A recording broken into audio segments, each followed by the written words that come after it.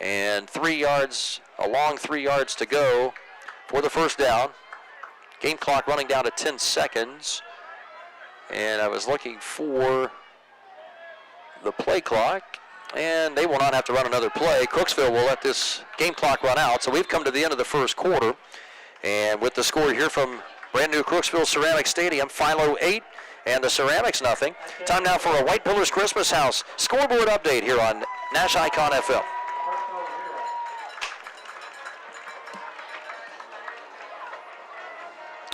Yes.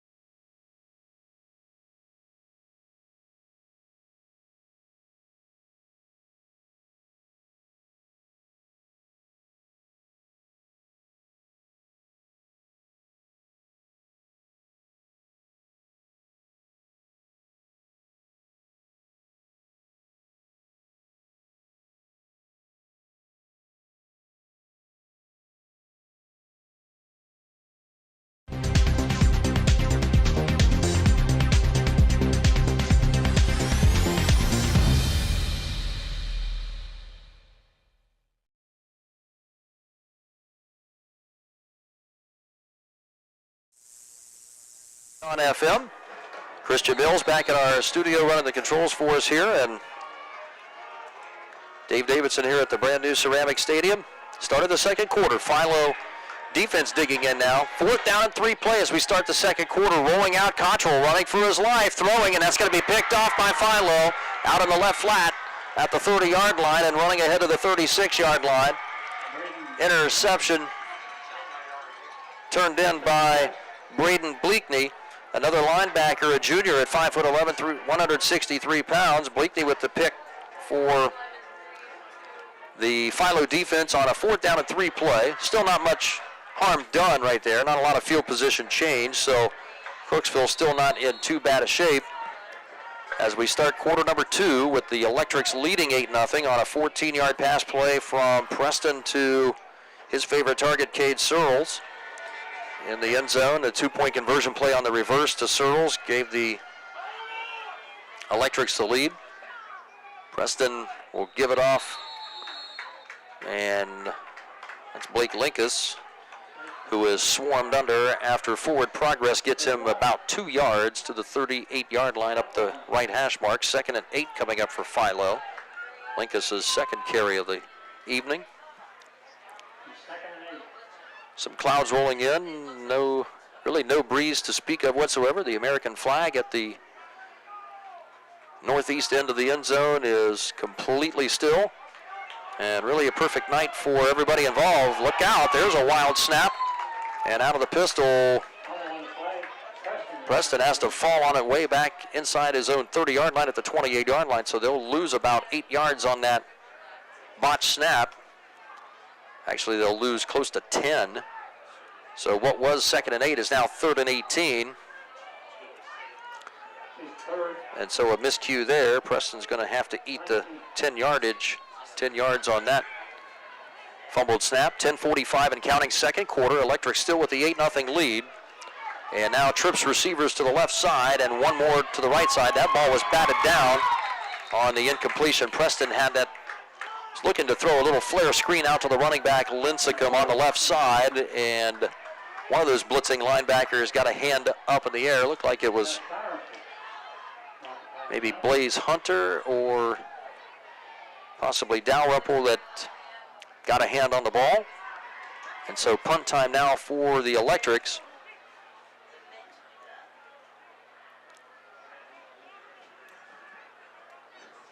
Christian Browning is back deep to receive it for Crooksville.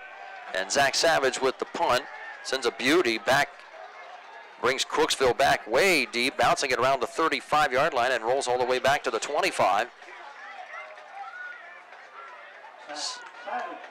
So a very nice punt by Savage to switch the field position for the Philo defense now as the Ceramics down 8-0 early second quarter with just under 10.5 minutes remaining before halftime.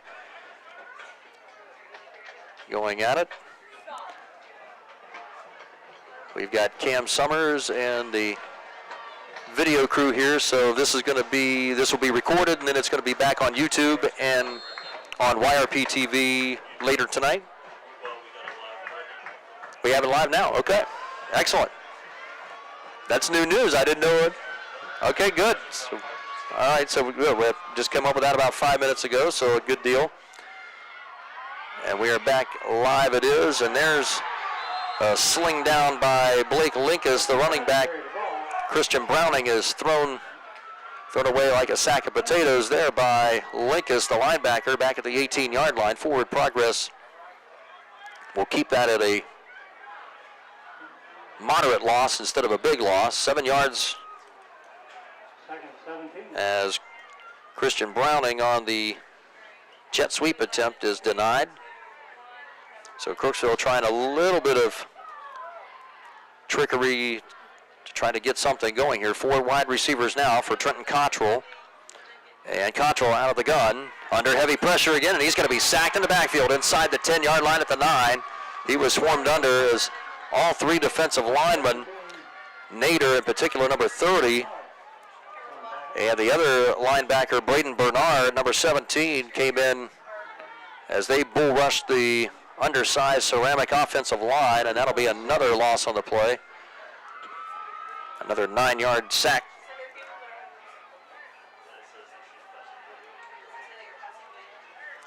For the Philo defense, 9-10 and counting here in the first half of play. Philo 8, Crooksville nothing. And the Ceramics offense continues to struggle. Got a couple of first downs on their on the second drive rather, after a great kickoff return of about 45 yards by Christian Browning. Crooksville's Gage Latozo now, the head coach, will have to call a timeout. So the play clock was running down to 4, and some confusion back on that offensive huddle for Crooksville. So right now, a 3rd down, 26 coming up for the Ceramics. I'm sure Coach Latozo is not wanting to take a big risk right here.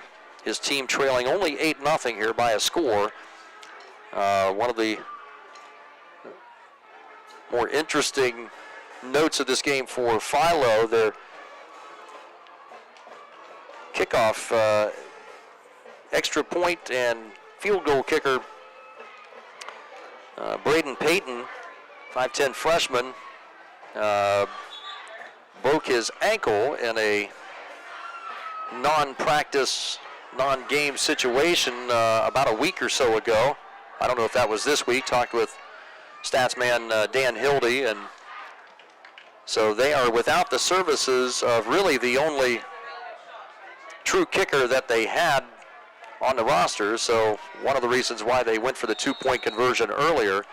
And now Crooksville trying to spread out the Philo D here as Philo goes with 6 defensive backs, and the handoff goes to Daniel Chapman again. Chapman up to the 14-yard line, picks up 5, just trying to get Crooksville out of the danger zone right there, deep in their own territory. As we approach 8.5 minutes, and punt time here for the second time now for the Ceramics. Daniel Chapman will do the punting duties as well. Talented athlete here at Crooksville. We'll see what Chapman can come up with on this punt. He is under some pressure. Good job, gets a floater away toward the far side, bouncing at the 37, takes a nice Crooksville roll to the just short of the midfield stripe, down just on the Crooksville side of the 50-yard line. So pretty nice job by Chapman to turn a 36-yard punt, no return, which was a whole lot better than where they were just a moment ago. Philo's offense now with an 8-0 lead, trying to get things going for the first time in this game. I know if it was me, I'd be sleeping on the couch tonight, but you can claim that thing right there at the front entrance. Good luck.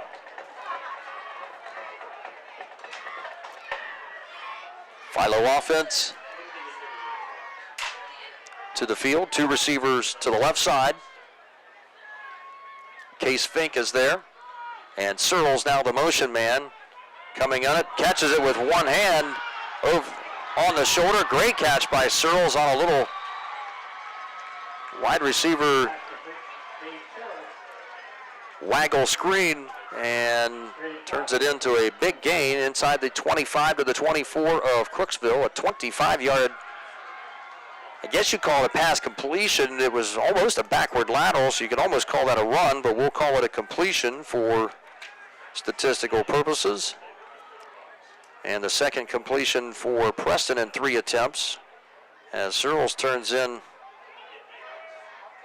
a very nice 25-yarder. And that's a handoff straight up the gut for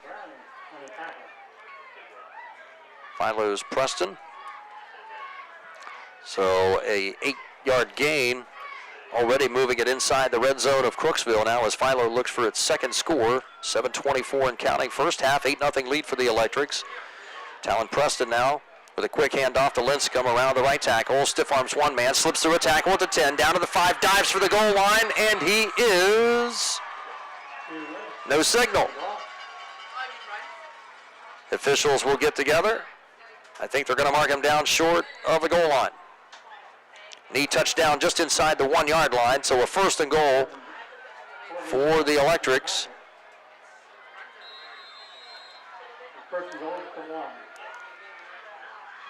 So a gain of 15 on that run by Lincecum as he nearly turned in a TD. Lincecum remains in there.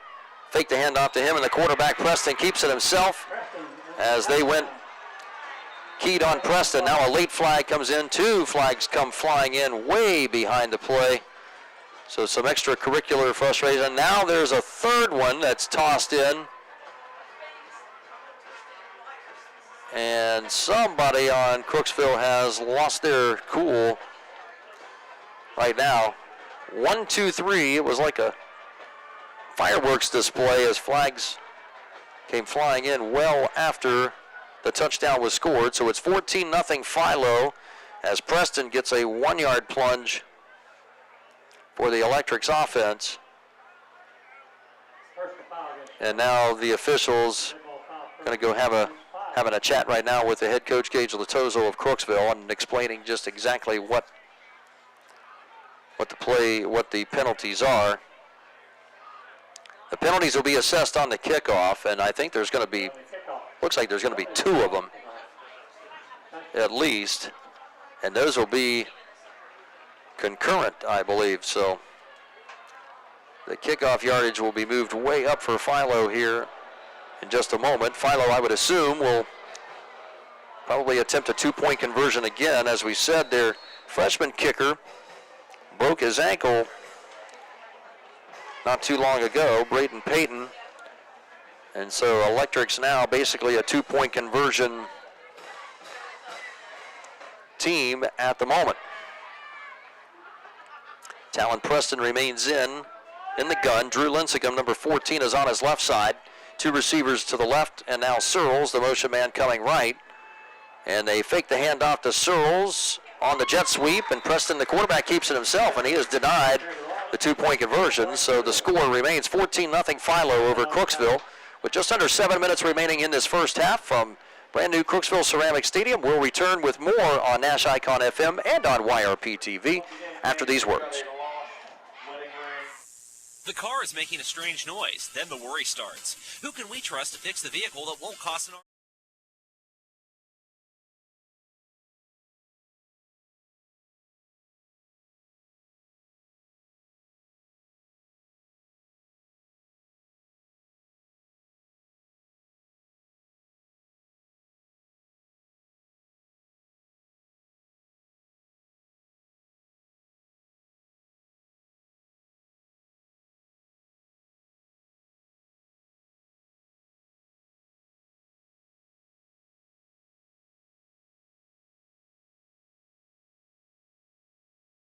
To learn more, visit AMG's website at amg-v.com/careers. AMG offers a competitive wage and benefit package. Applications are currently being accepted.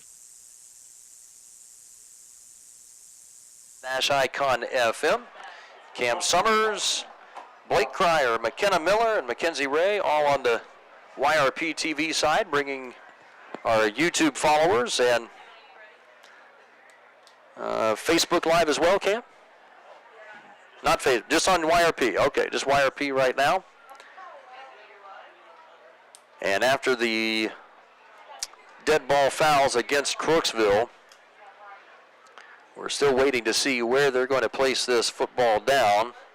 The officials are talking and sorting it out right now from long distance through their intercoms. 14-0 Philo lead. Our kickoffs tonight brought to you by Valentine Insurance.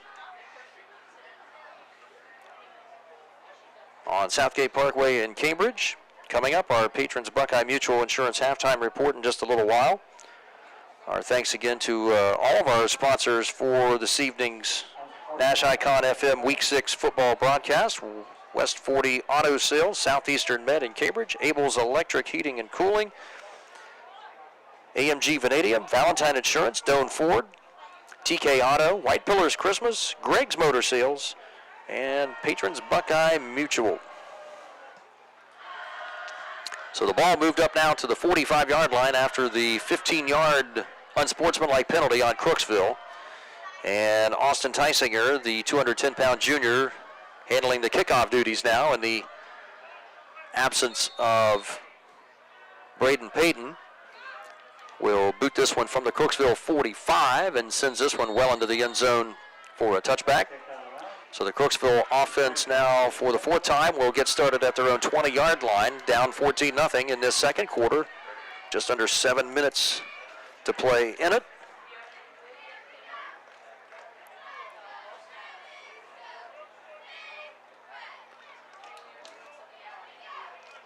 Lock 9 Pizza, later on at the end of the game today, will sponsor our Philo Electric's Player of the Game. And we'll also select a couple of Guernsey Muskingum Electric power linemen for Philo after this one tonight. Right now they have the upper hand at 14-0, trying to get back to the 500 mark here in week number 6. Right now sitting 16th in the region in the playoff hunt. And Trenton Cottrell, the Crooksville QB, out of the pistol, will hand it off to Chapman, trying to scamper around the left end. Not much happening there as he gets up just short of the 22-yard line. Maybe a gain of a short 2 yards for Chapman now, who has gotten a couple of nice gains on the evening so far. 5 yards, 11 yards, his longest run of the night. And right now, wide receiver Jacob Williamson, number 33, will bring into play, and he will line up over on the far side, or over on the near side, rather, on the right. Another receiver out to the left. 2 running backs to Cottrell. Cottrell hands it off. This time they'll try a sweep to the right side, getting around the tackle. Pulled down around the 24-yard line. Another 2-yard gain. That's Chapman. So Chapman with another 2 yards. So a pair of 2-yard plays for Crooksville, and that gets the Ceramics now to a 3rd and 6. Just past the halfway point of this second quarter, 14-0 Philo on top of winless Crooksville.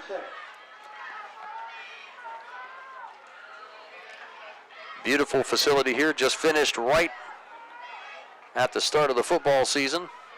Mike Fulkerson, the brand new athletic director this year at Crooksville High School. A nice job he's done, kind of being thrown to the fire a little bit here at this midsummer. Flags come in before the start of the play, so the officials getting together. Philo looked like they jumped, but the question is did the left side of the offensive line draw them off? And it looks like they did. And so the indigestion continues for Crooksville head coach Gage Latozo. So what was a makeable 3rd and 6 is now a 3rd and 11 all the way back at the 19-yard line for an already struggling Crooksville offense. They'll send out 4 receivers, 2 on each side of the formation. Chapman, the tailback, behind Trenton Cottrell. Cottrell with a snap, quick throw to the outside, and a well-timed defensive play. Crooksville folks maybe want interference, but pretty good defensive play. Demetrius Strickland, 6'2" senior at 175 pounds. Had done some quarterbacking duties early on in the season, is now converted over there to the left corner. and gets a nice pass defense statistic tally in his column tonight on the defensive side. And so punt time again here for Daniel Chapman and the Ceramics. Blake Linkus, or not, I'm sorry, not Blake Linkus, Griffin Wells, number 25, back to receive this punt for Philo as Chapman gets away and he blasts a beauty. It is hammered all the way to the Philo 35, takes a sideways bounce, goes back to the 32-yard line. And boy, Chapman really did well to get Crooksville out of deep field position again.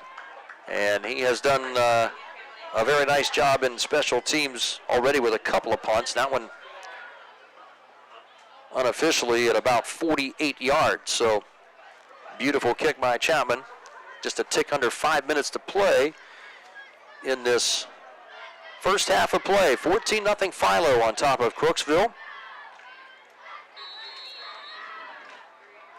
Our thanks again to our YRP TV crew, Cam Summers and the gang, Blake Cryer, McKenna Miller, Mackenzie Ray running the cameras. I think McKenna Miller's down on the field with us here. Down on the sideline, there she is, down on the Crooksville sideline around the 35, and the handoff will go to Zimmerman again. Zimmerman picks up 7 off the left side of the line, up near the 40. So Zimmerman now with carries of 12 yards and 7. He's been productive the couple of times that he has touched the ball so far. It looks like they're going to stay with Zimmerman. Zach Savage, number 36, is the blocking back to the right of quarterback Talon Preston. And the Electrics now will go with a more traditional two-back offensive set. Fake handoff, play action. Preston rolls out, throws to the far sideline and caught. And that will be Cade Searles with the reception. Gain of 9 and a WB Green Insurance Electric first down. And by my sporadic statistical analysis, that is completion number 3 for Preston, and all of them have gone to Searles. Fake handoff, Preston keeps it himself. Nice job by the Crooksville interior defensive line to bottle him up there at the 50-yard line, only a gain of 1. Chapman was right in there on the stop along with Corbin Browning. One of those secondary men for Crooksville blitzed inside and wrapped up the quarterback Preston after only a gain of 1. 4 minutes remaining and counting down in this second quarter. Philo on top by a couple of touchdowns, 14-0 over Crooksville here in the new Ceramic Stadium. Zach Savage, big fullback, carries Ceramics with him near a first down plunge up the middle, just past the 42-yard line of Crooksville. A gain of a good 7 yards by Savage as he dragged 2 Ceramics tacklers with him all the way. And Savage, for those of you watching on YRP TV, looks like he's listed at 183 pounds, but he looks every bit of that and more, as looks well over 200 as he runs with that low center of gravity and had his shoulders square to the line of scrimmage as he carried him for a near first down. 3rd and 1 now as Philo goes with a couple of running backs. Zimmerman carries it, but Ceramics defense up to the task as they drop Zimmerman for a loss on the play, back about 1.5 yards just outside the 43-yard line of Crooksville, bringing up a 4th down and 2. Nice job again by Dalrymple and company for Crooksville. Blaze Hunter in there. 4th down, a long 2. Philo going for it at the Crooksville 43. Preston, the quarterback, keeps it himself and finds daylight through the center of the line on the keeper, just short of the 35-yard line, and he picks up 7 yards and a Philo first down. First downs tonight brought to you by WB Green Insurance in Cambridge.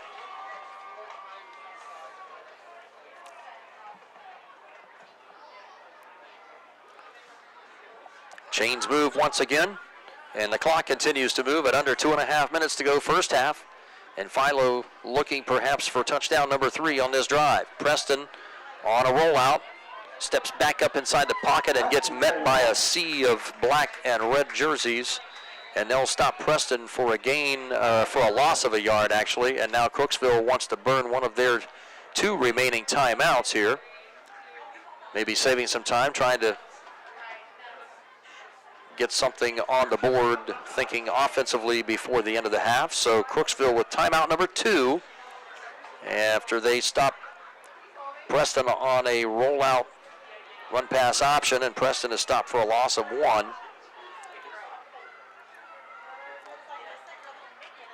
And the clock stopped at 2:13 to play first half. And a 14-0 game for Philo. Halftime report coming up. We'll look at the scores from around the area, around the MVL and otherwise. And we'll also have on the radio side for our radio listeners on Nash Icon FM, our Ohio News Network halftime feature during our break.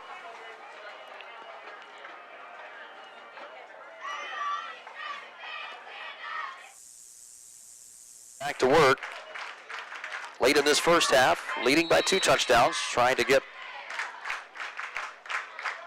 advancing that score a little bit more. Now, the last moment, receiver Griffin Wells shifts for a moment over on that right side. Now Searles, the motion man, comes out with a flanker screen, trying to get a block from Case Fink.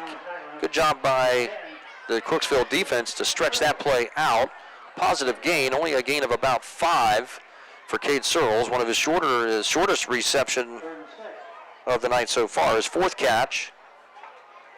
Preston has completed all of his passes to his favorite target, Cade Searles.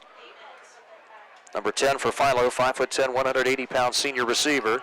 He is all by himself out to the wide right side of the field. 2 more receivers this side. Rolling out as Preston eludes the rush. Rolls out, running for it now, looking for the sideline. Has the first down and more, and banged out of bounds inside the 25 of Crooksville. And that'll be a WB Green Insurance first down for the Electrics at the 23. First down, Philo. So a nice gain by Preston is eluding the initial deep pass rush. They nearly had him sacked on 3rd and long, but Preston, with those very quick feet, the sophomore, able to escape and pick up the first down. New set of downs for Philo now. The clock at a minute 30 and counting, second quarter. Preston will keep it himself, spins and struggles his way toward the 21-yard line. Philo now will burn one of its 3 timeouts here after a quarterback gain of 2 yards, close to 3. 2nd and 7 coming up for Philo. A minute 24 to play in this second quarter. We'll take a quick 30-second break as we'll continue our first half coverage here on Nash Icon FM. Philo 14, Crooksville nothing, and we'll be back in just a moment.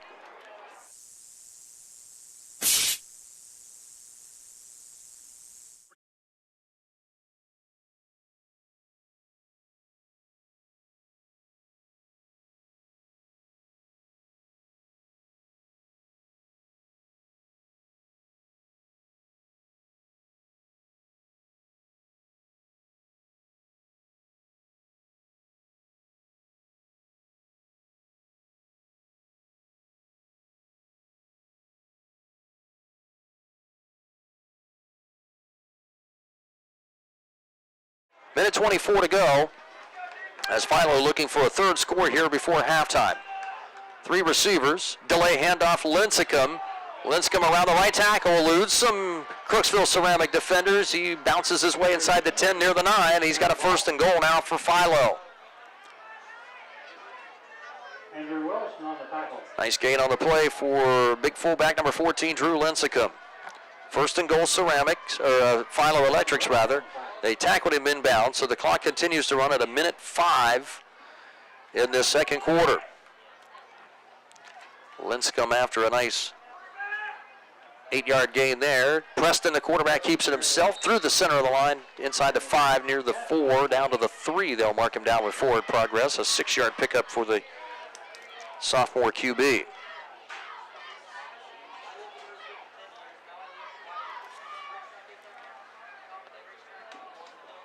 Slot receiver Drew Wright.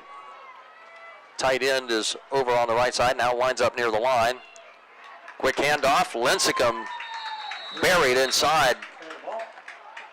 Again, Crooksville's big 300-pounder Andrew Rollins led the charge for the Ceramic D as they penetrated right off the snap of the ball, and a loss of a couple of yards for Lincecum there as first minus figure of the evening so far. So the clock stopped with 29 seconds to play in this first half. Philo burns timeout number 2, each team with 1 timeout remaining.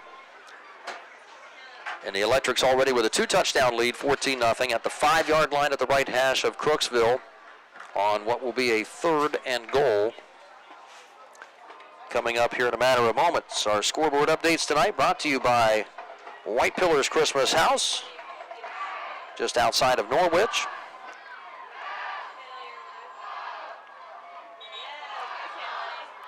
Our thanks to them and all of our other fine ABC Sports sponsors for tonight: Gregg's Motor Sales, TK Auto, Valentine Insurance, Abel's Electric, Southeastern Med, West 40 Auto Sales in Cambridge, AMG Vanadium, Patrons Buckeye Mutual, WB Green, and Doan Ford.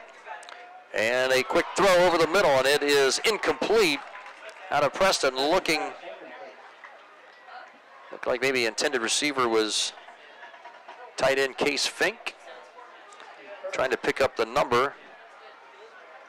That actually was Zimmerman that they put out there in the slot. No, it was Fink. Hard to pick up the numbers from long distance here, number 1 and 4. That was Fink, number 4 in the slot.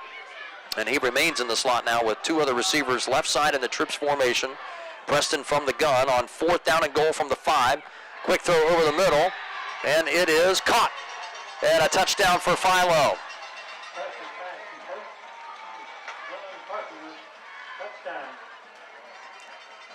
So the 3rd touchdown, and that the pass recipient is tight end Drew Wright, 6'2", 210-pound senior tight end, making that grab.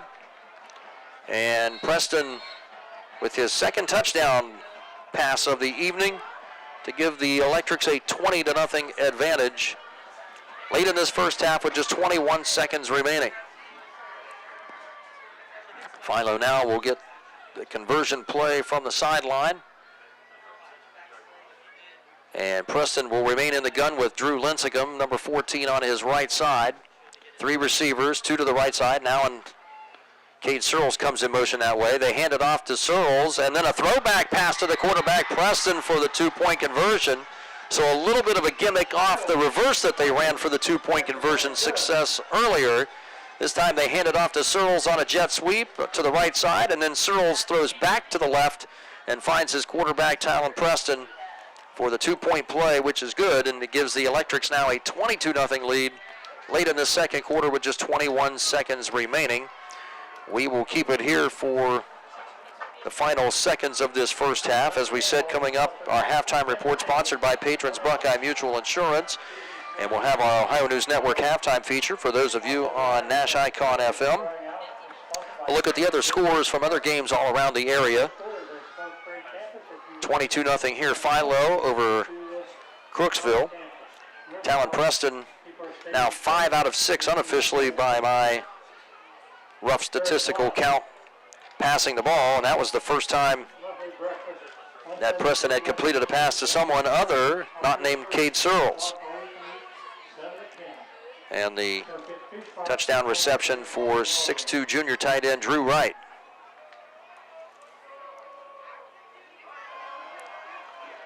And now the kickoff sponsored by Valentine Insurance on Southgate Parkway in Cambridge. And Austin Tysinger will deliver the kickoff from the 40. And this one, Philo is going to jump offside here before the kick of the ball. So a 5-yard penalty will move it backward as Tysinger was looking to squib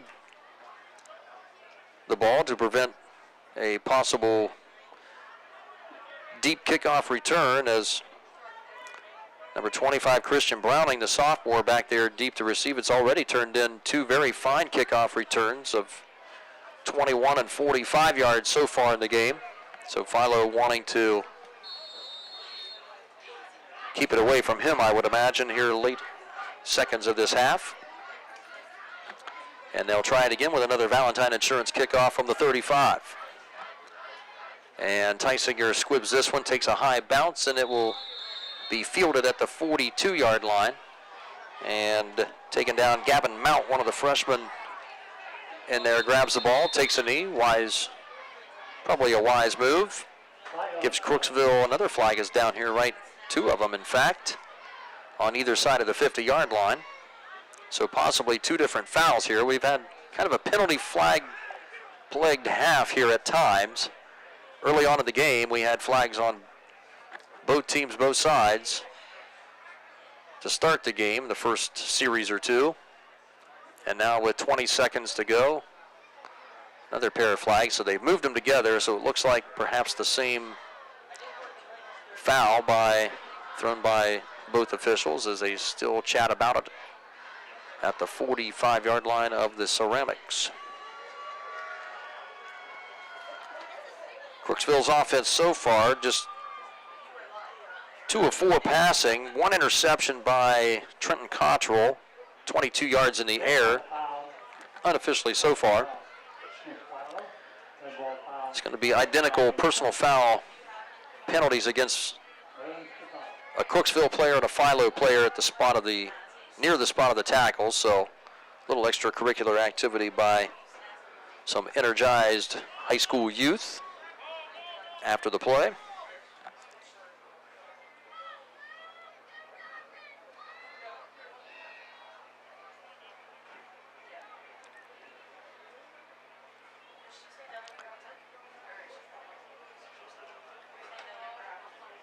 Looks like head coach Gage Latozo having a little bit of a chit-chat with Seth Dalrymple on the near sideline. May have been one of the guilty party there, but we're not sure of the players involved. The referee's not mic'd up here. Pump fake. Trenton Cottrell looking to go deep and throws it. It's going to be picked off by Demetria Strickland at the 27-yard line and thrown backward.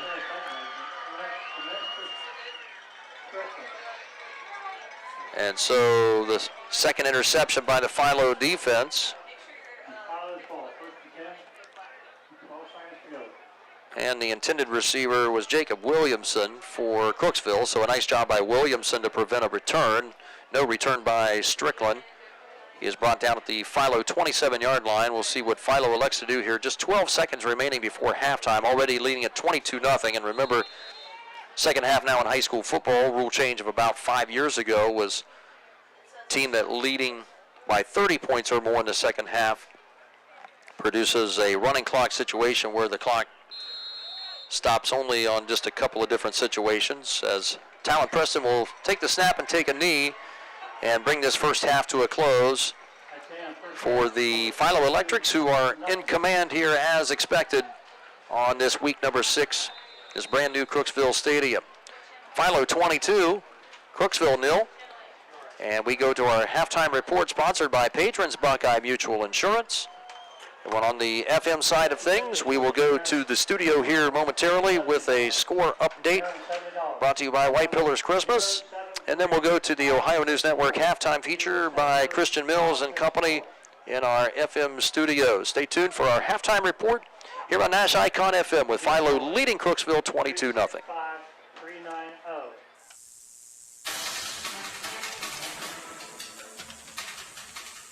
Tonight's scoreboard brought to you by the Coshocton City Tire Pros. These are all in the second.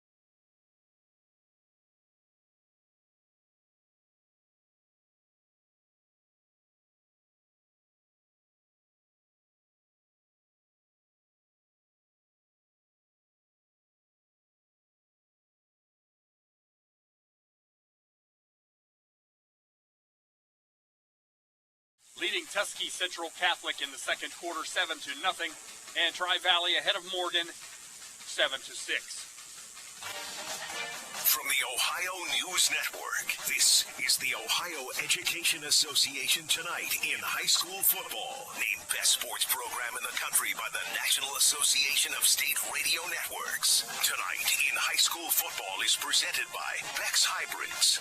Now here's your host, Skip Mossick.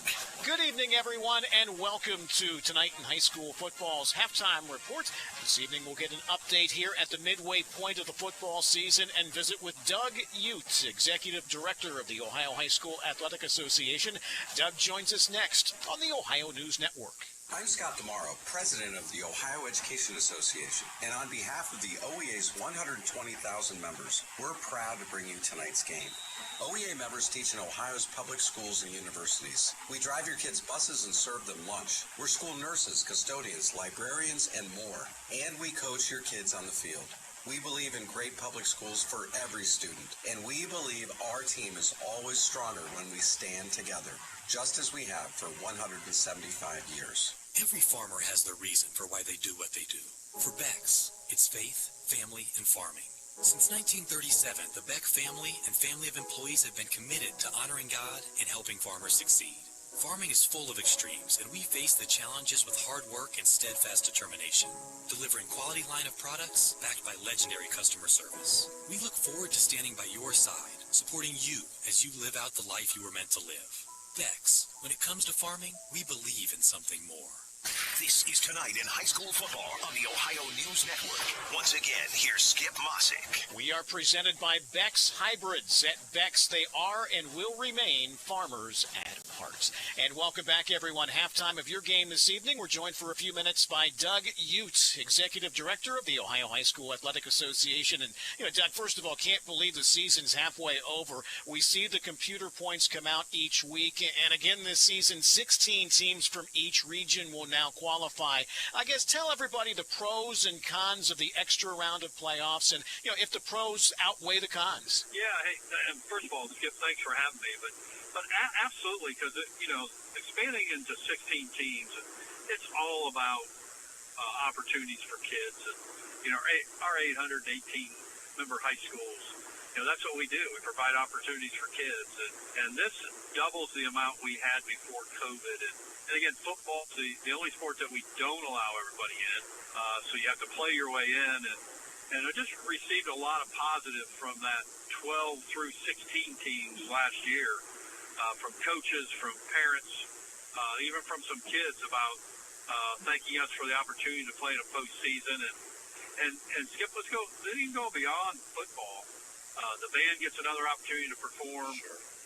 Cheerleaders get another opportunity. Student sections, and we did see something I didn't think we'd see that first year, and that was a 16 beat a 1 and a league rival. And it's not going to happen every year, but can you imagine the energy there was at Milan Edison High School last year, the 11th week of football, upsetting Bellevue and turning around and playing a school in their backyard week 2. That's what high school sports is all about from that standpoint. And, the other side of the coin, you hear from people saying, hey, there's a lot of lopsided matchups that first week. And, these games are week 4, somebody's winning 40-0, and the same team they might play week 11. And so, and I do think our football coaches in the state of Ohio did a fantastic job last year making sure we didn't have, 70-0 games that way. And so, really proud of them for that. But again, the expansion I think, is a good thing. Doug, I know there was something put in place where a team needed to have a minimum of 8 games, though, played to qualify. I know you spent personally a lot of years out in Licking County. Let me ask you specifically about Newark Catholic, who had a couple of games canceled for different reasons. They're obviously in a tough spot if something should crop up when they lose another one. I mean, they're sitting first in their region right now. What options would they have if another game was canceled for any reason? Yeah, well, Bo Rugg and I have had that conversation several times, and we certainly look at what we can do because it's out of their control. In that case with Newark Catholic, if they had another game canceled, we certainly don't want to keep somebody out that's 7-0 or 6-0. And I'll tell you, Skip, I've heard from some schools that have played some big games already, non-conference, that tell me this game doesn't happen if we don't expand beyond 8 schools. Our coaches wouldn't have played each other. And But there are still some schools out there that struggle to find a week 5 or 6 or 8 because, it's a tough time to find a game. And then if you're in that boat and you get a game canceled because of sickness or something that way, then you do get into a situation. But it's not our intent to hold anybody out that had games canceled that way. So we'll be looking at that. Well, Doug, another question we get from time to time is do you envision a return one day of 8-man football in some areas of the state if there's enough of a desire for it? I know it was a close decision to do away with it. Well, we struggle, and I think it's becoming more of an issue. And we had a referendum item on last year that would have possibly helped this that failed only by 13 votes, which I think Kristen Rone talks about being the slimmest margin of failure of any of the issues, and it was to deal with some of those smaller schools that a student athlete can't play football because we don't offer football at our school, but I could go to my neighboring school and play but still be a student at my home school.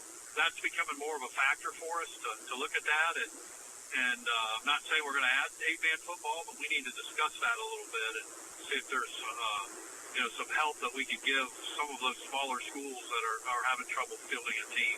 Doug Utes, Executive Director of the Ohio High School Athletic Association. We appreciate you jumping on at halftime with us tonight, okay? All right, Skip, thanks for having me. This fall's flying by, and we appreciate everything you do to promote our athletes here in Ohio, so thank you. And we'll be right back on the Ohio News Network. Bex recognizes this week's Player with Heart, Katie Woodruff from Western Reserve High School, for her commitment and passion on the field and within the farming community.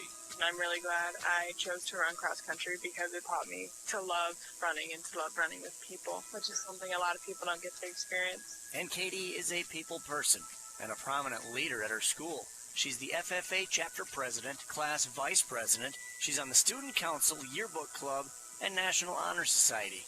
In addition to basketball, cross country, and track. Yeah, I love being involved in being a leader. And part of that is I don't go to school during the actual day because I do CCP at BGSU Firelands. So it really helps to get involved and to be active. Part of that is keeping with her roots, which are firmly in agriculture. It's left such a good impact on my life that I don't want to get out of it. I want to continue a career in it, live with it for my whole life. At Bex, we are and will remain farmers at heart. This is ONN.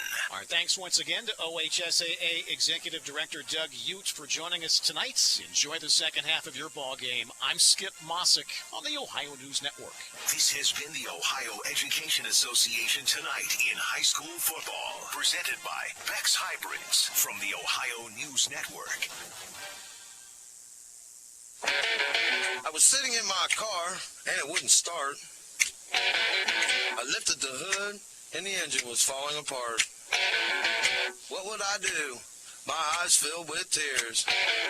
And on the radio, I heard of West 40 by Pay here, where for a little money down and a little each week, I could have a car, nice, shiny, and sleek. So I walked in the door, and I put the money down.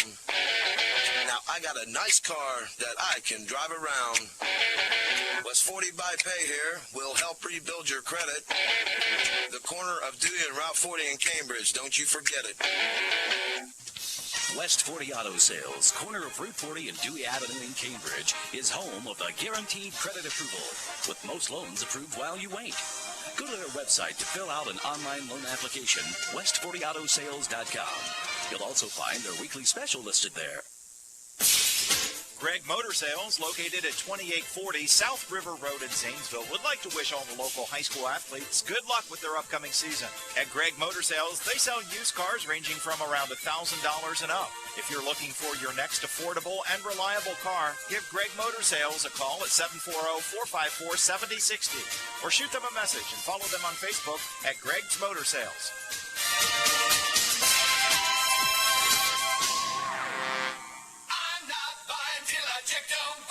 Most of us are faced with uncertainty every day. Your job, your finances, sporting events, schooling for your children, and so much more. With so much uncertainty surrounding you, there's one auto dealership that you can be certain about, and that's Doan Ford. You can be certain that you'll always get a great deal and the best service afterwards. In business for nearly 60 years has given Doan Ford the reputation of being a strong, reliable dealership. Be certain. Choose Doan Ford. Online at doanford.com.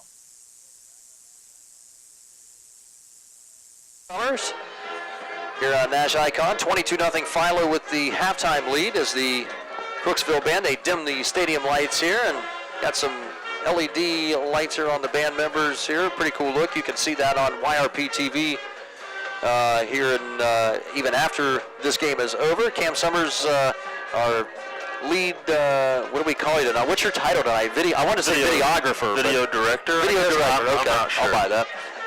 And you've got, you got some other youngsters here, Blake Cryer, McKenna Miller, and Mackenzie Ray here with you, getting some valuable experience tonight too, huh? Yeah, absolutely. So I run the digital media program at Mideast, and we've partnered with AVC Communications, and they've allowed us to train some students, allow them to get experience in the field, allow them to bring this game to you. So we've got McKenna down on the field, we've got Mackenzie directing, and we've got Blake running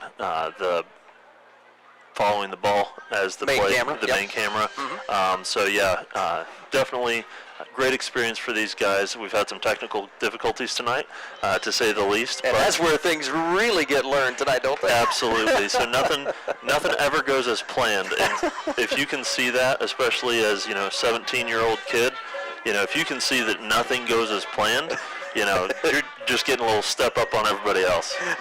That's the way it usually works. And the folks know some of the stuff that goes on behind the scenes out where it's just this mad chaos of scrambling, 4 or 5 people, dashing through and bumping into each other and pulling cables and hooking this wire into here and setting up this camera and all this kind of stuff. And that's kind of the way it's gone here some tonight. But that's sometimes the way it works, some of the remote locations. And this is a brand new facility here too. Right. So really, Mike Fulkerson's done a pretty nice job as the athletic director here and kind of getting some of the stuff. But there, admittedly, he told us, before we went on the air, he's still working out, some other bugs and stuff yet tonight. It's been a real mad scramble for him too, just trying to organize everybody and get a new facility and getting internet out here. And of course, we usually have got a pretty strong, at least phone signals out in this area now. A lot better than what we used to. So, but every now and then there's still a night like tonight where you're just like, boy, will this night ever end? Right. But I can't say enough about how nice this facility is. I mean, I drove by this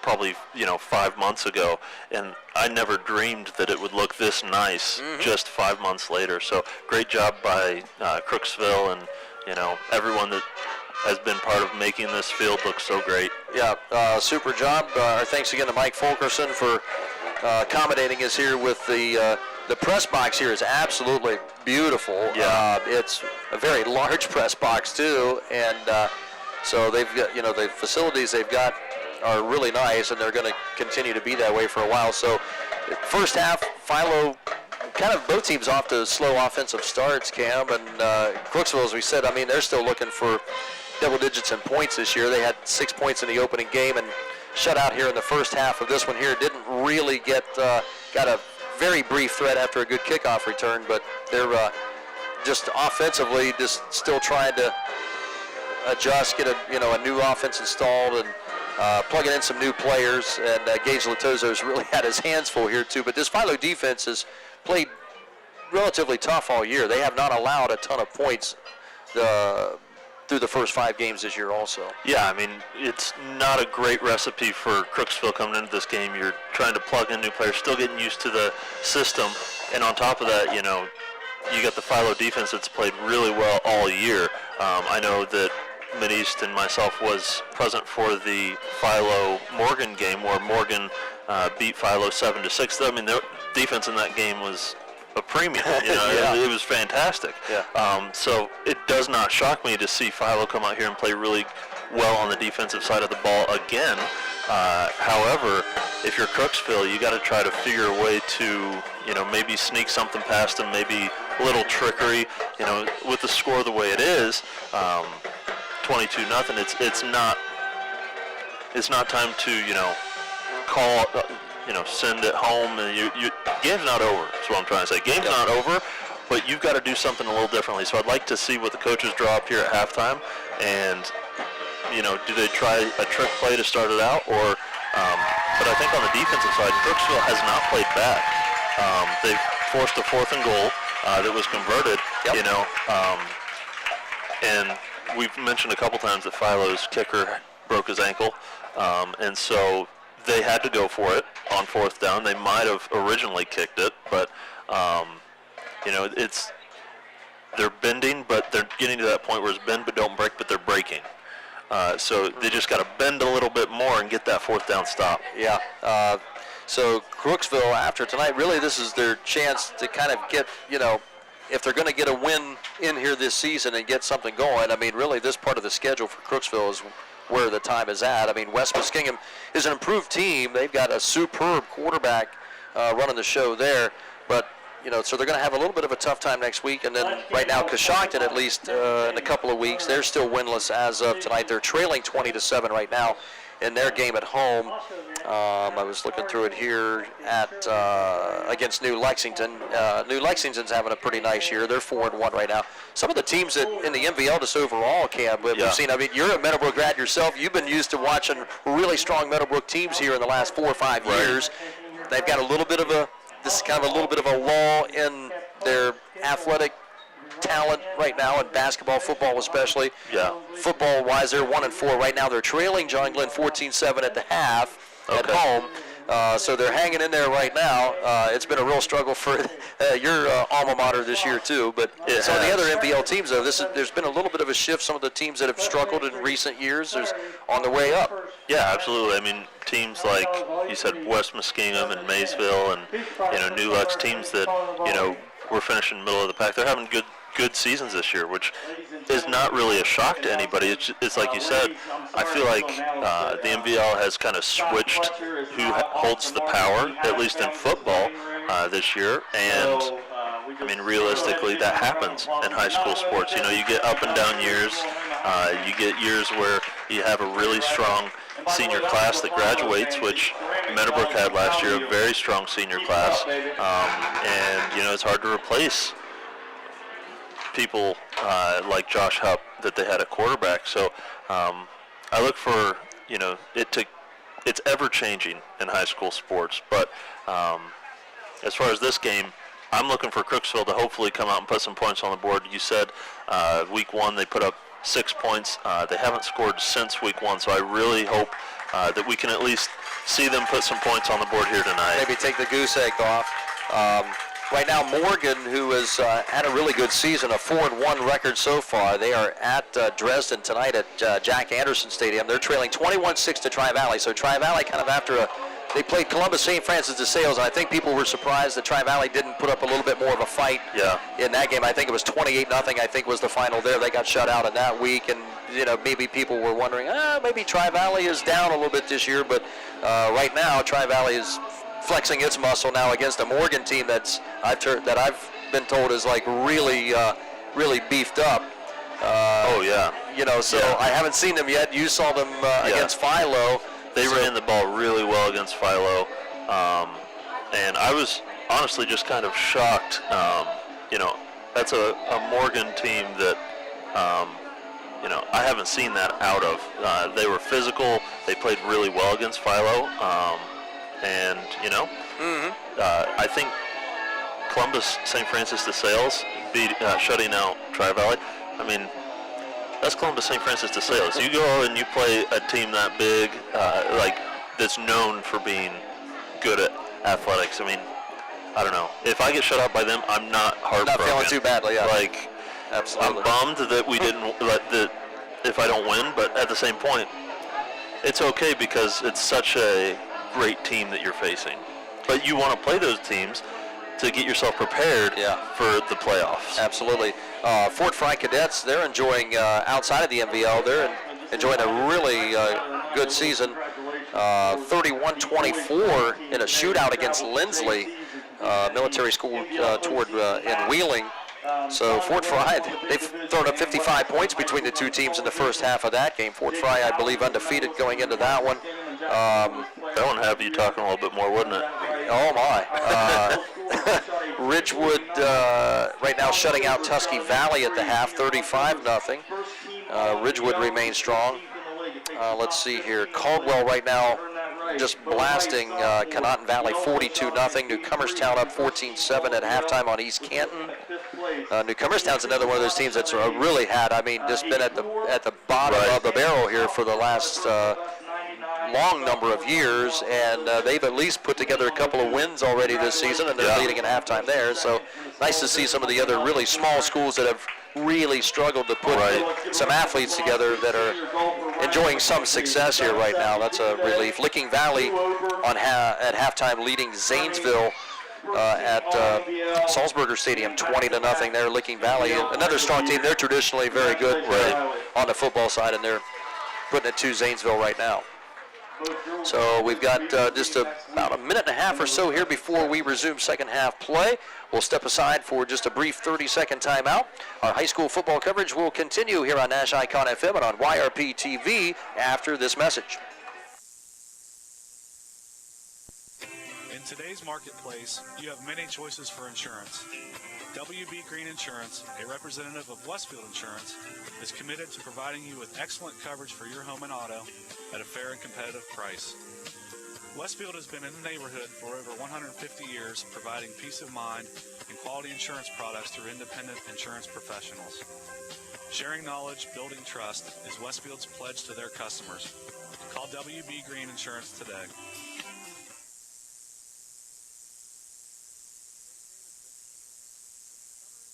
The YRP TV video crew, Blake Cryer, McKenna Miller, Mackenzie Ray, Christian Mills in our FM studio, and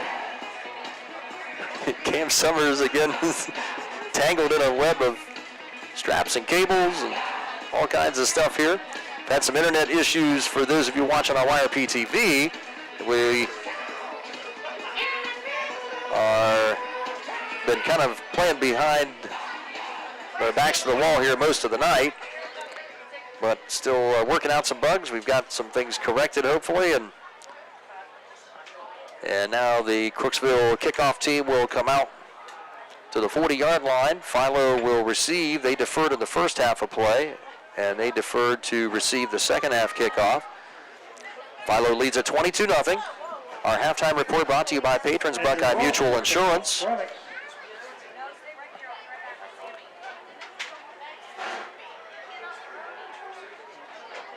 And Crooksville's Ashton Childress, a sophomore, set to kick things off.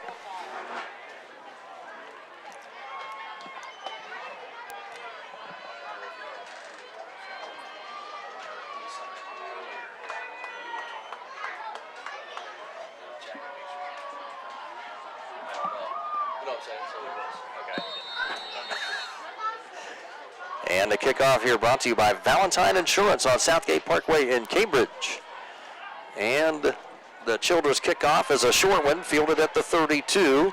And running it back is Talon Bailey, sophomore, one of the blocking backs, gets a rare touch of the football and a return. Brings it up to the 40 after a 7-yard kickoff return.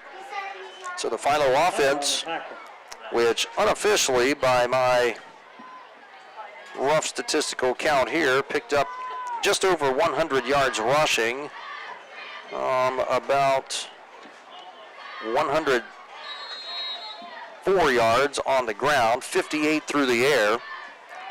Talon Preston completed 5 of 6 passes, 4 of those to Cade Searles, and the other a touchdown pass to tight end Drew Wright. And Preston will keep it himself.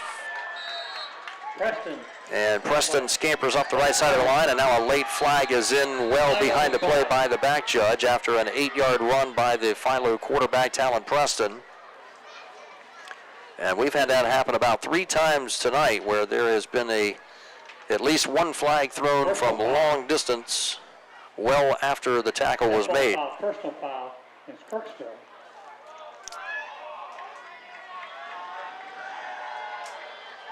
So just some mid-season frustration by the home team, by the black and red. This is going to be a personal foul on the Ceramics.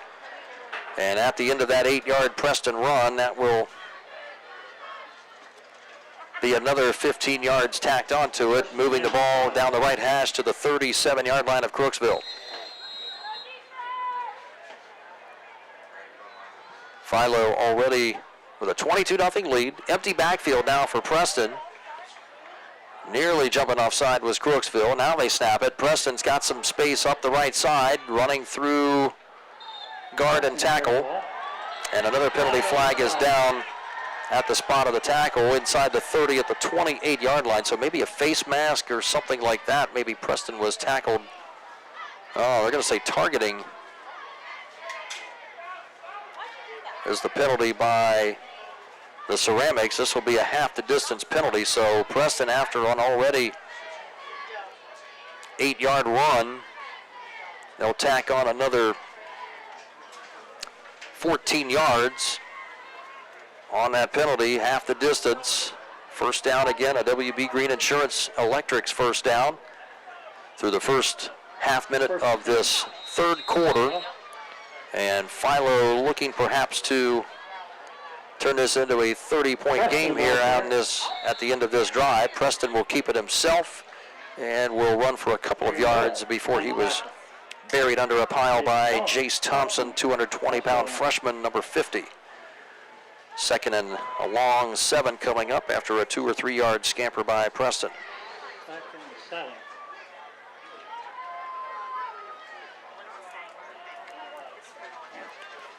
Two running backs, one on either side. They'll give the ball to, they faked it to Linkus. Linkus. Nope, they did give it to Linkus, in fact, looks like. Bouncing his way up the right side of the line to the 8-yard line. Pickup of 4.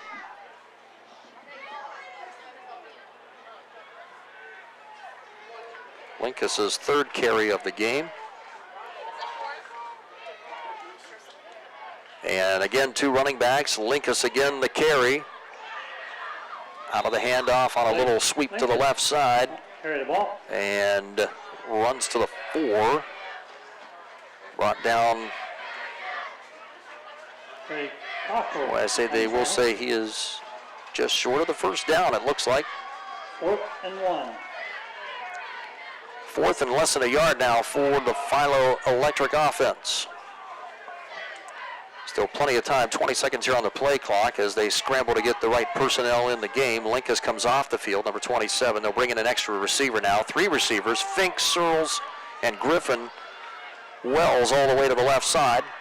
And Drew Linscomb.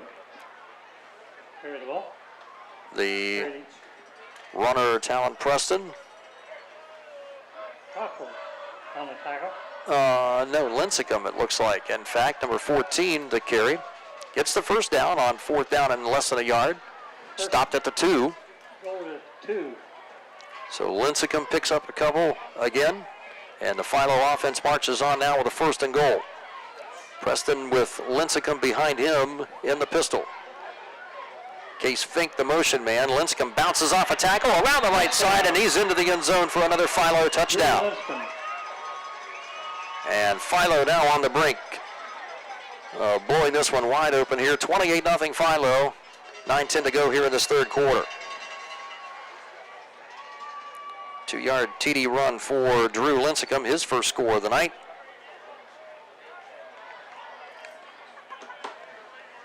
And now the 2-point conversion pending.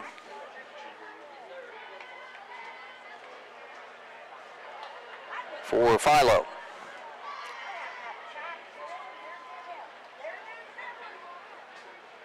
And Talon Preston, number 2, 5'11" sophomore QB for the Electrics, and they're all whites with the blue numbers and yellow lightning bolts. Have 2 running backs. Flag comes in at the start of the play. Now another flag is in. Preston scampers around the right side for the 2-point conversion, but probably nullified. Looks like it will be, I think, an illegal formation of some kind against Philo. So this play comes back. 2-point conversion. Ball start on Philo. Is wiped out. They'll move it 5 yards back to the 8-yard line. And now a little bit of a trickier 2-point conversion play coming up for Talon Preston and the Electric conversion team. Philo looking to make this a 30-point game. If they do, as long as there is a 30-point lead or more, this game clock will run exceedingly more often Two running backs on either side of Preston, and they fumble the handoff, and the fumbled exchange will be covered up by Crooksville's Seth Dalrymple, and the conversion attempt is no good as the handoff was botched between quarterback and running back. So with 9:10 to play, third quarter, score remains Philo 28 and Crooksville nothing. We'll step aside for 30 seconds as our high school football coverage of week number 6 here on Nash Icon FM and YRP TV will continue this work.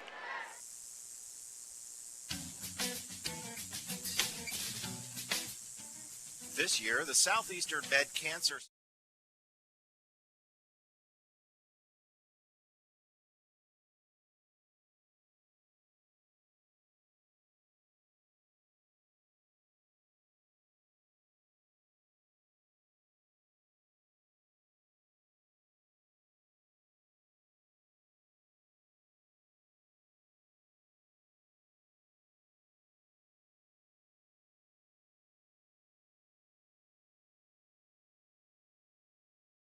'05 East Pike in Norwich, the Christmas House is your one-stop shop for all your Christmas needs. From different collectibles, nativities, lights, gifts, to all kinds of ornaments. Stop in today at this unique, one-of-a-kind Christmas shop. And Merry Christmas. Thanks to Cam Summers and our YRP TV crew, Blake Cryer, McKenna Miller, Mackenzie Ray, and Christian Mills back in our Nash Icon FM studio running the controls. A lot of people behind the scenes running things tonight as the Valentine Insurance kickoff, a squibber right through the center of the hashes, downed at the Crooksville 44-yard line, nearly turned over. Kind of a half squib, half onside kick.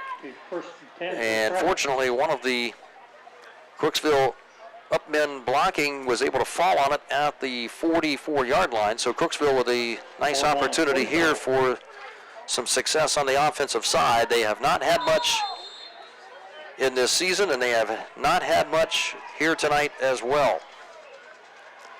Out of the pistol is quarterback Trenton Cottrell, and he'll give it off to Daniel Chapman, the workhorse. And Chapman with struggling ahead, but gets decent forward progress, picks up close to 3 on his first second half carry, finished the first half unofficially with 25 yards on the ground, and gets Crooksville in a 2nd and 7, which has been one of their better second down distances of the game so far. Cottrell 2 of 5 passing in the first half, a couple of interceptions. Both of his completions came to his favorite target, sophomore Christian Browning, number 25. Wide receiver Jacob Williamson, a senior, to the near side on the right side of the formation, and Browning out to the left. And on a fake handoff, play action, roll out to the right side, and Cottrell is swarmed under, and he had nowhere to go as Lincecum and Blake Linkus, a pair of linebackers, came in and did not receive much resistance from the Crooksville offensive line as Cottrell was sacked back at the 39-yard line. So what was a positive first down play is now an 8-yard loss, and the second sack of the evening unofficially turned in by the Electrics defense, and a long 3rd and 16. Clock running here in this third quarter, 7:40 and counting, and a 28-0 game for Philo. Wide receiver Corbin Browning goes out wide to the left side, to the wide side of the field. The other Browning, Christian Browning, to the near side, along with Jacob Williamson. Cottrell throwing on the run, finds Williamson, caught near the first down with forward progress, caught it at the 48, and his knee touching down around the 47. Crooksville, I think Gage Latozo lobbying for a better spot than what he got. A little bit displeased with that. It's just been a frustrating year for Coach Latozo, and he's going to be, his offense is going to be 1 yard short of the first down, but a nice 15-yard pass play from Cottrell to Williamson. So we'll see if the Ceramics can keep it going here on a key 4th down play, trailing 28-0. They'll bring in a couple of extra blocking backs on the right side, and looking to spring some space for the quarterback, Cottrell, and he has a first down easily to the Philo 40-yard line. Picks up 7 around the right tackle. Good lead block by Daniel Chapman and by Christian Browning. So a 7-yard pickup, and only the second positive rushing play for the Crooksville quarterback tonight as we approach the halfway point of this third quarter. Nearly 6 minutes remaining. Crooksville now with one of its deepest penetrations of the night at the Philo 40. Cottrell, as flags fly, will not get back to the line of scrimmage. Philo blitzed inside, and Drew Lincecum and company shut that play down right away after a loss of a couple. It's going to be another procedure penalty against Crooksville. Now, boy, we've seen a lot of that tonight. A few on Philo, but a lot more on the home team. Philo will refuse that penalty, and they'll take about a 2.5 yard loss, and they'll make it 2nd down and 12.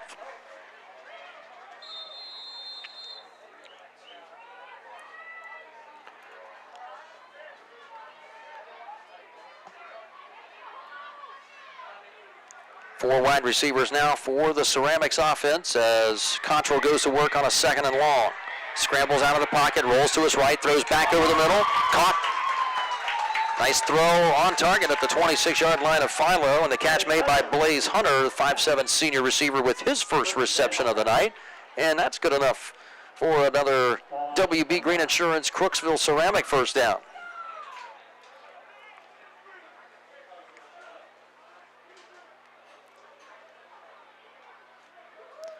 Gain of 13 on that pass play.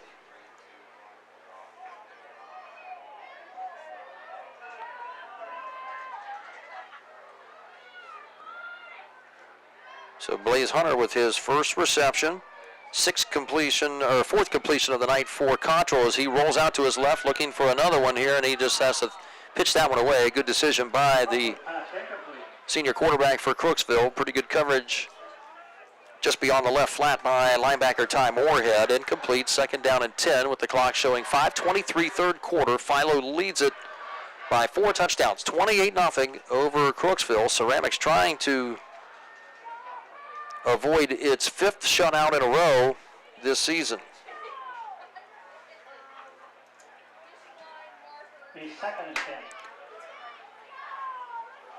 So Bob Post, junior center, comes to the ball along with the offensive line. They'll set out 4 wide receivers.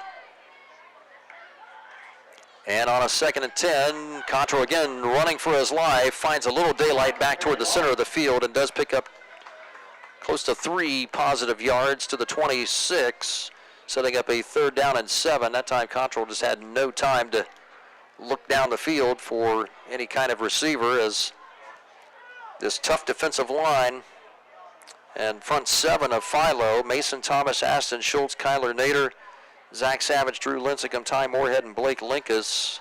And we've also seen some Braden Bleakney in there at linebacker as well. They have dominated the line of scrimmage tonight. 3rd and 7, Crooksville at the 26 of Philo. Again under some pressure, throwing deep down the right side, and it's underthrown. That's going to be picked off by Demetrius Strickland. He'll bring it out and run it near sideline, 15, 20, and pulled out of bounds just outside the 20 at the 22 or 23-yard line. So Demetrius Strickland pulls off his 2nd INT of the night, the 3rd interception by Crooksville quarterback Trenton Cottrell.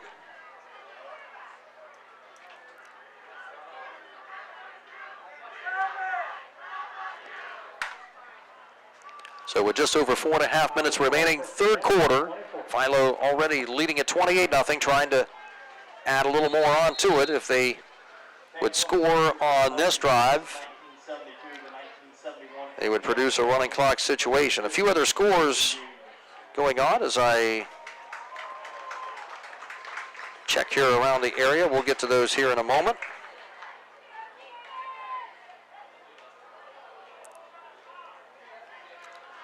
Motion man is Case Fink, and Preston will hand it off on a right side handoff to Max Zimmerman. And Zimmerman, short gain on the play, just gets back to the line of scrimmage, and that's about it. So no gain on the play officially for Zimmerman.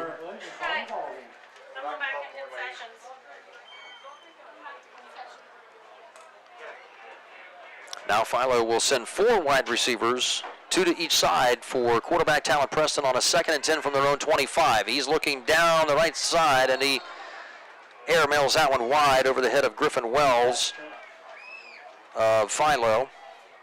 Incomplete.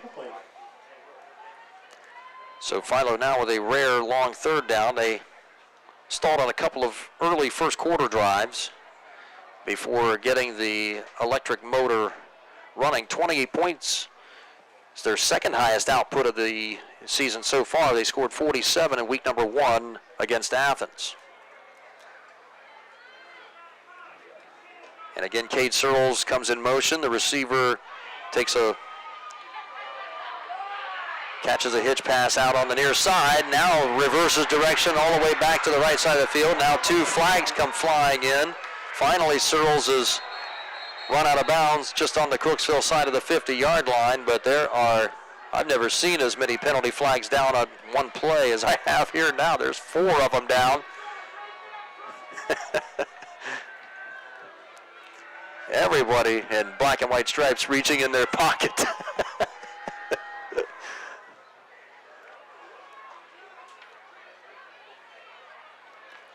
Well, this crew has had they've had its hands full here tonight. It has not been the best executed game by either team on the night. And I'm not sure I don't know, there wasn't a targeting call. I don't know. I'm not sure exactly what that signal was. It's a personal foul. So some sort of illegal hit, spearing or something like that. And a 15-yard penalty, bringing it back from the line of scrimmage, will move it back all the way to the 14 of Philo. And now they have 20 yards to go on a 3rd down play. And the throw over the middle, a mix-up between quarterback Preston and his intended receiver, Case Fink. The slot receiver stopped, and Preston threw it about 5 yards ahead of him, incomplete. So the punt team will come out now for the Electrics with 3:33 showing on the 3rd quarter clock. And the Electrics on top 28-0.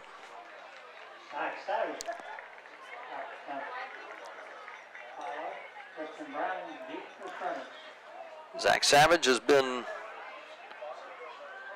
put together one nice punt. He takes a high snap under some pressure there, gets a low line drive kick away. It wobbles to the 36-yard line of Philo and bounces back to the 40. So Savage with a 26-yard punt, no return. Crooksville will have its best starting position of the night, down 28-0 in this 3rd quarter.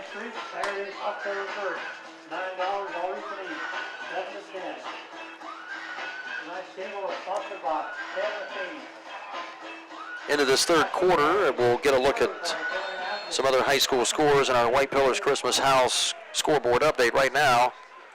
Let's see, Ridgewood leading Tusky Valley 35-7. New Lexington up 32-7 in the 3rd quarter on Coshocton.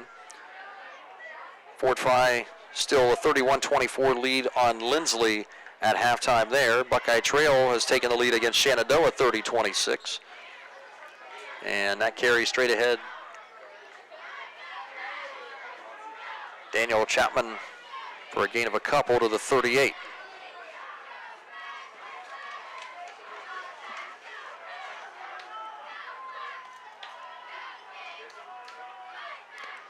.30 yards rushing unofficially for Chapman on the night so far. Clock running at just under 3 minutes to go, 3rd quarter. Barnesville continues to have a fine season. They are leading in the 3rd quarter 28-19 on Worthington Christian. Here's the quarterback, Trenton Cottrell, and he takes a hard pop from tackler Demetrius Strickland. Cottrell lowered the head, and boy, that was some real serious helmet-to-helmet contact. But really, the running back there, the quarterback Cottrell, dropped his head and leaned in and paid the price for that one as he picks up 5 down to the Philo 33-yard line. 3rd down and 3 coming up. Crooksville trailing by 4 touchdowns. They'll send Jacob Williamson. Now Christian Browning comes out late onto the field. They only had 10 out there. Now they get the 11th man out there. Browning, 25, late to arrive. Some pressure up the middle, and wide open on that far side. Makes the catch. That's Christian Browning. Touched the knee down at the Philo 21-yard line, but plenty good for a first down. A gain of 12 on the pass play from Cottrell to Christian Browning, who has now his 3rd reception of the night.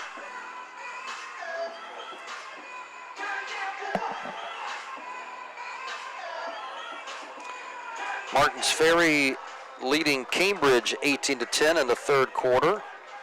And Sheridan right now piling it on Riverview 40-7 at home up in Thornville. Tri-Valley 28-14 lead on Morgan in the 3rd quarter. Here's a throw out to the right side and just out of the reach of Blaze Hunter.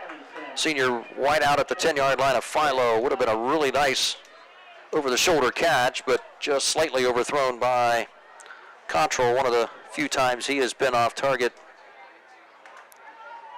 with the intermediate range throw. Minute 39 remaining here in the 3rd quarter. 28-0 Philo leading Crooksville. We'll see, West Muskingum 4th quarter score. West Muskingum leading Maysville 14-7. Both teams trying to get near the 500 mark. And with 3 wide receivers on 2nd and 10, Cottrell looking to throw over the middle, and it's a little bit high for his intended receiver, Corbin Browning, at 5'9". And Browning was covered well over the middle of the field.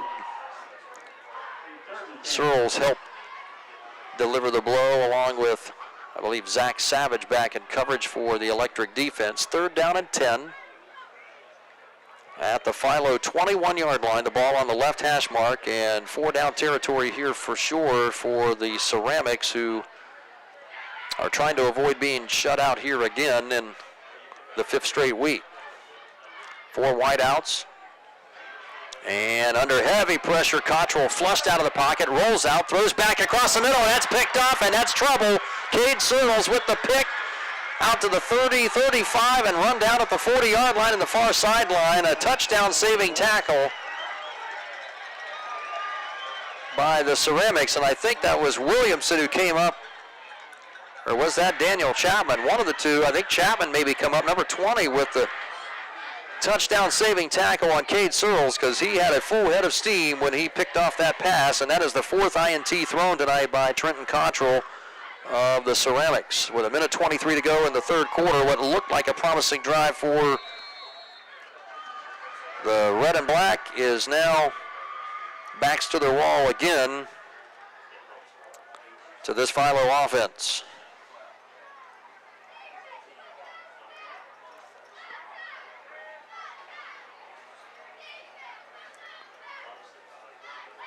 Right now, Waterford leading Frontier 20-0.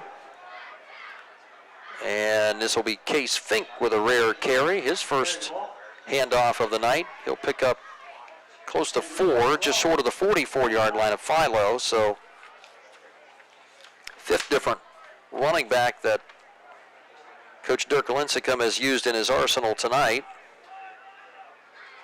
Case Fink had started week 1 at quarterback. Played a little QB against Carrollton in the 14-7 loss in week 2. And now we'll get some work as Fink throws his first pass and completes it to Ty Moorhead, extra tight end. And that's good for a gain of 5 on that pass.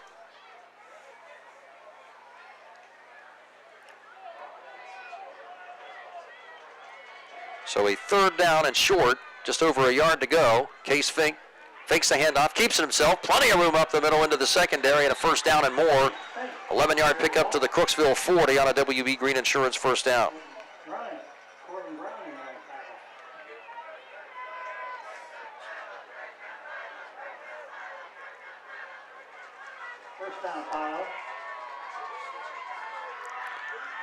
And that will take us to the final seconds of this third quarter.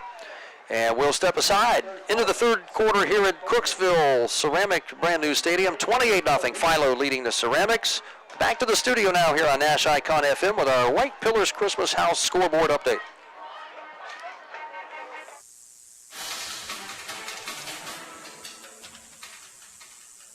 Once again, here's a quick check of that Buckeye time.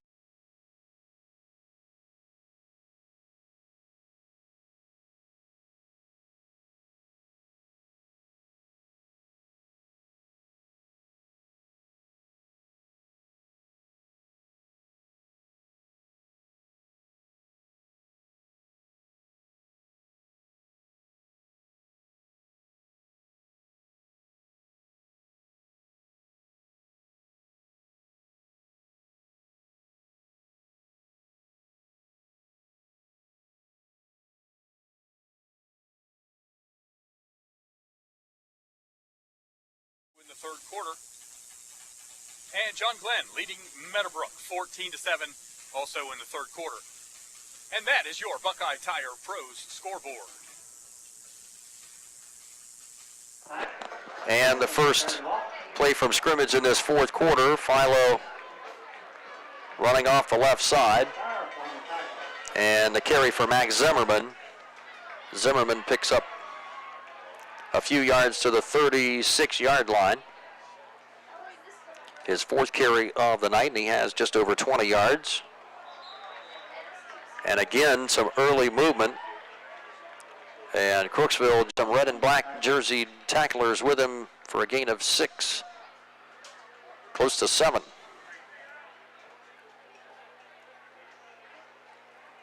Zimmerman not the biggest running back on this Philo roster, 5'11", 160 pounds. One of those, quite a few seniors getting playing time this year.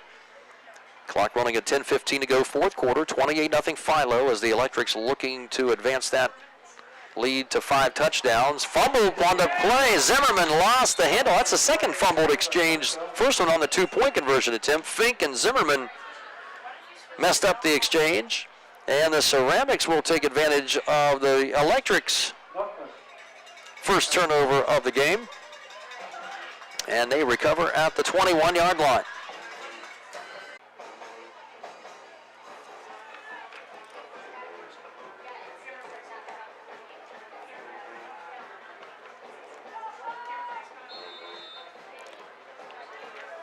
So now it is up to senior quarterback Trenton Cottrell. He has 4 interceptions on the evening. He's been playing from behind most of the night. Chapman running hard still and not giving up as he is struggling to take a couple of Electrics tacklers with him. Braden Bleakney, the junior linebacker, with the tackle, but not before Chapman picks up a very hard 6 yards. And this young man is going to have some bumps and bruises tonight before this is over. He has taken some hard licks. Fourth quarter clock approaching the 9.5-minute mark. Second down and a 4 after a Chapman 6-yard run. Again out of the pistol is Cottrell. 2 running backs on either side of him in the backfield. And Chapman escapes out of the right tackle side and has a WB Green Insurance Crooksville first down, a rare one in the second half. 6-yard pickup again for Chapman. And advancing the sticks once again in a 28-0 game for Philo. Coming up in just a little bit here in our fourth, a brief look, and they're going to say first down, Crooksville. And they will get the benefit of the doubt. Another WB Green Insurance first down, number 2 on this drive for the Ceramics, out to the 44.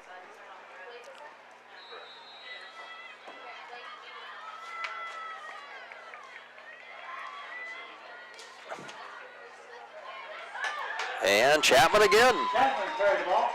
Again, 2 more late flags come way in behind the play. 1 at the tackle and 1 behind at the line of scrimmage.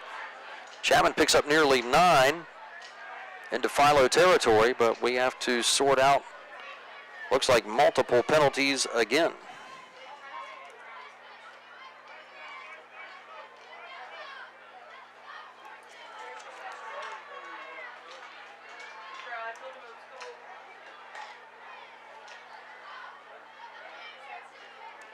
And we are still sorting things out. Another personal foul, this one going against the Philo defense. So I'd have to assume that would be probably at the spot of where Chapman was tackled at the Philo 47. So a 9-yard run for Chapman, tack on 15 more. And that'll move it down to the Philo 32-yard line with an even 8 minutes to play in this fourth quarter. Philo 28, Crooksville nothing. But the home team looking to avert another shutout, and they've got another good opportunity brewing here.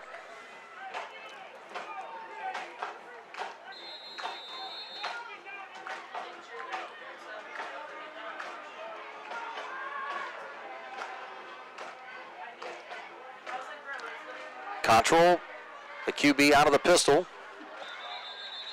And a couple of left side linemen on the Crooksville side forgot the snap count and jump early.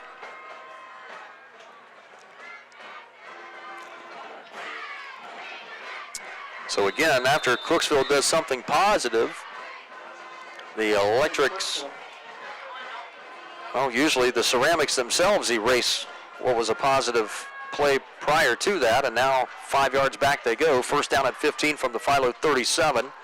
Quick snap, Control gives it to Chapman again, and Chapman is grabbed from behind and is suplexed down to the turf by Damon Myers, a big 275-pound junior defensive tackle.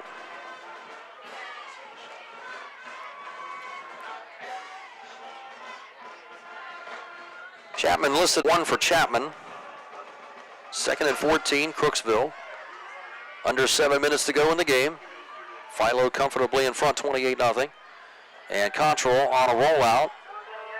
Flushed out of there. Throws on the run. Big tackle again by linebacker Ty Moorhead. And boy, he is tackled with authority, number 40, all night long. Brings down the receiver at the 31-yard line.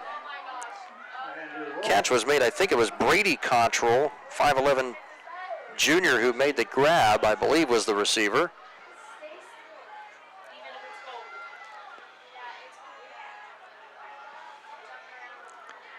And Control Brady, that is, number 28, coming off to the sideline here, may have had some sort of malfunction. No, that's not Brady Control. That's Andrew Willison, a senior, 5'10", who made that catch. 23, not 28. I thought I saw a 28 there, but that's Willison with his first reception. And that's good for 5 yards. Another completion for Control, but he's had 4 interceptions on the day. He's flushed out of the pocket here, throws out to the flat. That's caught by Blaze Hunter. Hunter tries to cut back toward the middle of the field, does not find much room there, picks up a yard, ran a long way just to gain 1, and Philo has him stopped at the 30-yard line on a 4th and 7. So Blaze Hunter with his second reception. And so now with the clock at 5:30, I believe this is the Crooksville Ceramics' first trip into the red zone tonight for Philo, against Philo's defense here.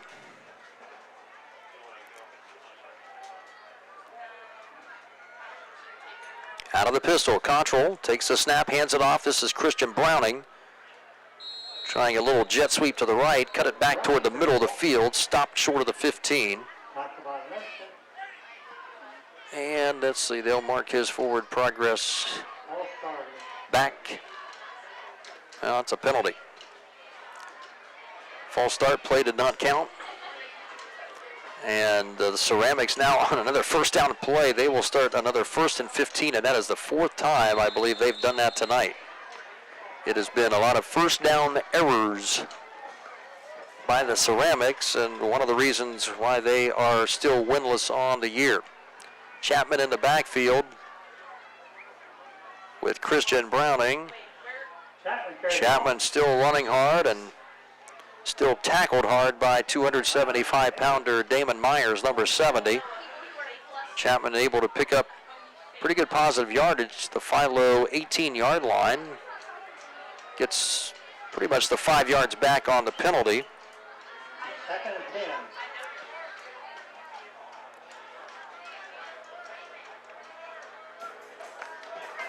Second and 10 now, and right now Crooksville just looking to finish this game with anything but a 0.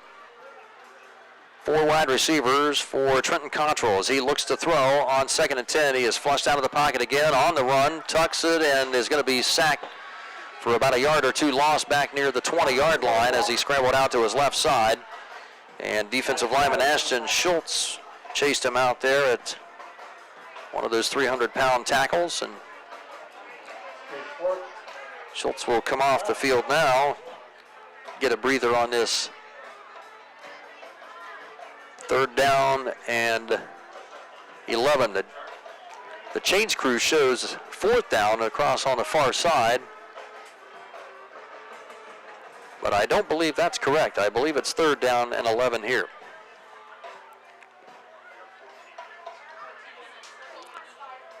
Christian Browning in motion. Looking to throw is Cottrell. Cottrell is going to be sacked again. Cottrell just unable to get out of the grasp and unable to get away from Kyler Nader, the defensive end for Philo at 6 foot, 180 pounds. The senior gets another sack. And that will be, I think the officials maybe are trying to confer if that was 3rd down or 4th down. The scoreboard showed 3rd down. Downs marker showed 4th down. And I'm a bit confused myself as to what we have. We got a Philo timeout right now with 3:35 to go in this ball game. 28-0 Philo. We'll step aside for a moment on Nash Icon FM and on YRP TV as we continue our 4th quarter coverage after this.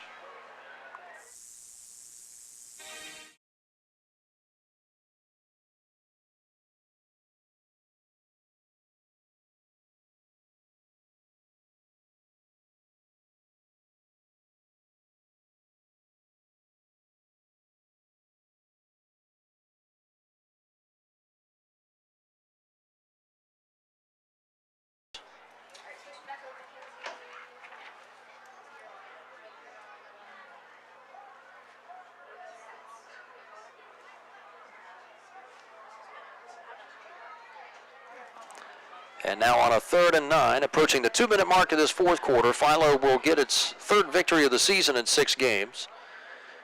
2 wide receivers wide right side. And Strickland again with 2 running backs as he fakes the handoff, looking to throw it, now scrambling outside, stiff arms one man, and tries to throw it toward the sideline, looking for a receiver. And the only man out there was Seth Henning, a junior wide out. There's a flag over on the far sideline of the field, and the ball, I don't know if it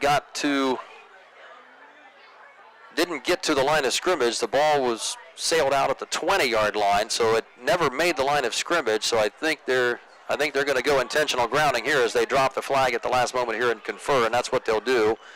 Intentional grounding is going to be called on Strickland. And that'll be a loss of down penalty. See from where the pass was thrown, perhaps, and loss of down. It'll be 4th down either way you slice it.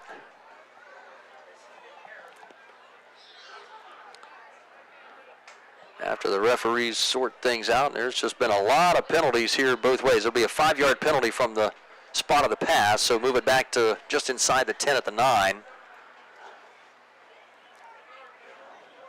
And it'll be 4th down.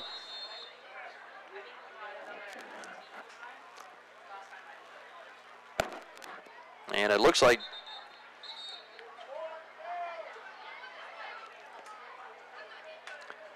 the official's confused here now. And I don't think Philo was aware that it was 4th down. Now they send the punt team out. I thought it was really peculiar that Dirk Lincecum would leave his offense in with a 4th down at about 28 from his own 9-yard line, although the game not in doubt at this point, but he will send Zach Savage back about 4 yards deep in his own end zone to punt this one away for the 3rd time for Philo. Good snap back to Savage, gets away a wobbler. Bouncing at the 37. That's fielded by Browning at the 43. Tries to stay upright for a moment. Picks up a couple of yards. And down to the 41-yard line of Philo. 1 minute, 43 seconds remaining, fourth quarter. Philo 28, Crooksville nothing. We'll take a brief 30-second timeout. We actually have an injury timeout. So we'll take a little bit of time here as we come back on Nash Icon FM and on YRP TV after these messages. Members of Guernsey Muskeg.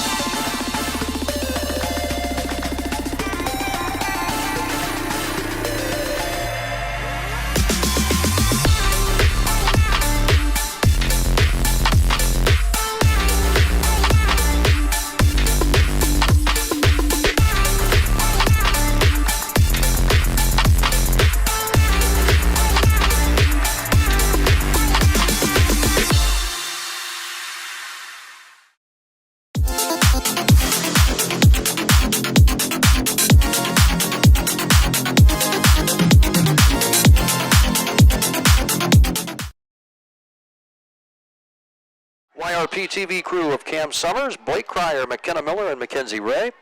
Thanks to Christian Mills and our FM studio there, partner. Great job back there as always. Had a bit of a rough start to this one tonight, trying to get going in the new Ceramic Stadium facility with internet went down today. No one in the press box has had it here, so we've had to adjust some things as we go on, but then got that corrected a little bit later. Cam Summers has had quite a day today, trying to keep it all together. We still have an injured Philo Electric down on the field. Can't see yet who it is, and now picking him up off his back, that's Brian Hall, senior number 9, that gets up. We're working on his leg, looked like a cramp. And on a cool night like this, that's the first one of those I think that we've had that I've seen. Been really about as perfect a weather night for football for the players as it really gets this time of year. So Hall slowly gimps his way off the field with 1 minute 43 seconds to go in this one. We'll take a look. Our West 40 Auto Sales play of the game tonight, brought to you by West 40 Auto Sales. That'll be a 14-yard touchdown pass. Talon Preston to Cade Searles. The first TD of the evening for Philo. They got the ball rolling at 8-0 with the 2-point conversion. So that 14-yard TD pass, our West 40 Auto Sales play of the game. Cottrell trying to air one out down the left sideline. Beat the coverage initially. Now there's a flag in. It may be interference against the defender. The man in coverage was number 22, Brody Linkus, a junior. And the intended receiver was Corbin Browning, number 1. Late flag was thrown. Looked like he got bumped out of bounds, or else he either stepped out of bounds. They are going to say pass interference. I think that appears to be the right call. So a 15-yard mark off against the Electric's defense. So after the pass interference, 15-yard penalty, moves it to the left hash at the 26-yard line of Philo, and Crooksville now is trying to work a 0 off the board. Chapman remains in at running back off the right side of Cottrell. Cottrell throws out to the right flat. That's caught, and that's Hunter Blake. Blaze Hunter, rather. And out of bounds on the far sideline. Looks like they'll mark him out around the 16. And that will be just good enough for a first down, a pickup of 10 on that pass. So Control with another completion. A shame that he's had 4 interceptions on the night. He's thrown a pretty decent ball most of the night. Good strong arm, just has been off target at times. So Hunter with his 3rd catch of the evening, and Control looking to air it out again toward the left corner of the end zone, and this time Brody Linkus has coverage on intended receiver Corbin Browning. Clock stop with 1:12 to go here in the ball game. 28-0 Philo. Crooksville trying to avoid its 5th shutout in a row. They were beaten by Waterford 18-6 in week number 1. And since then, it has been a big-time struggle for this Ceramics football team as they have been shut out by Fairfield Union, Riverview, Meadowbrook, and Maysville. Now, 3 of those games have been on the road. 36-0 loss at home here to Riverview 3 weeks ago. 2nd and 10 play from the Philo's 16. A high snap to Control, throws out toward the flat, pass a little bit behind the receiver, and not much chance to pick up positive yardage. Pass is complete, but it's going to be a loss of a yard. Again, Blaze Hunter with the catch. But going backward.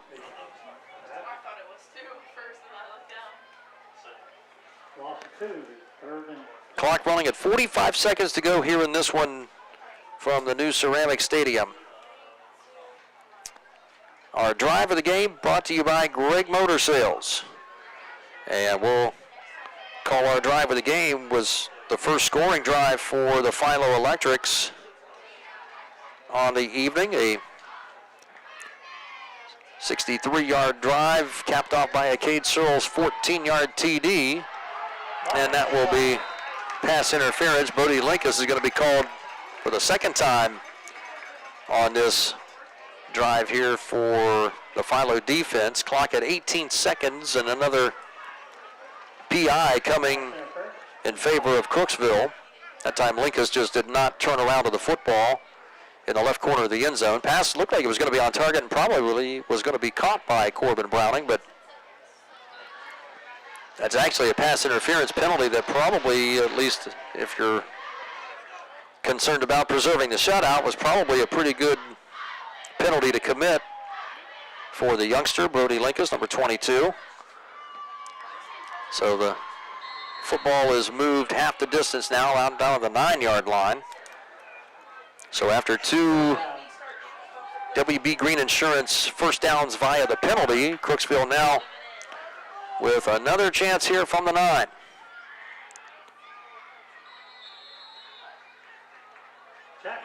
Chapman again, still running hard. First and goal. Now there's a penalty flag thrown by the back judge here as Chapman runs for 4 yards to the 5-yard line. That unsportsmanlike penalty now against Philo's 2nd team defense here.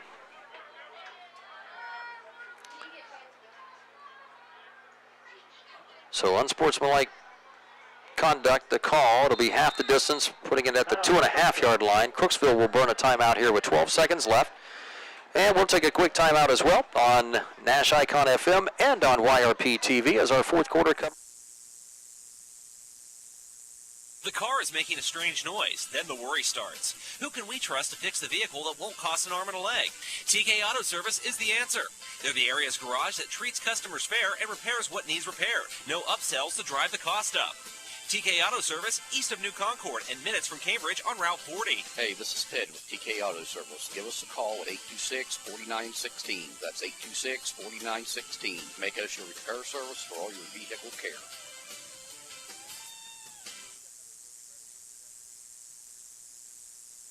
What is a cooperative? A cooperative like Guernsey Muskingum Electric is your local rural electric provider. The owners are not investors on Wall Street. They are actual members using the electricity. Decisions are made by local directors who know, listen, and care about their neighbors. A cooperative is not driven by profit or stock prices. Instead, they are driven by providing safe, reliable electricity at a reasonable price. That's the cooperative difference. Guernsey Muskingum Electric, your touchstone energy. Dave Davidson back on Nash Icon FM from the new Ceramic Stadium. Philo's second team defense trying to preserve the shutout, and Crooksville desperately trying to score its first point since week number 1. 12 seconds remaining in the game. A first and goal now from the 2.5. And the handoff around, maybe that's Browning perhaps, stopped at the 1-yard line. Timeout again taken by Crooksville. Timeout, Crooksville. Trying to see trying to pick up who the ball carrier was there. Some of those red numbers against the black jerseys, hard to pick up a little bit. I think that was Christian Browning. Nope, that was Jacob Williamson, in fact, 33. So Williamson with a 1-yard carry.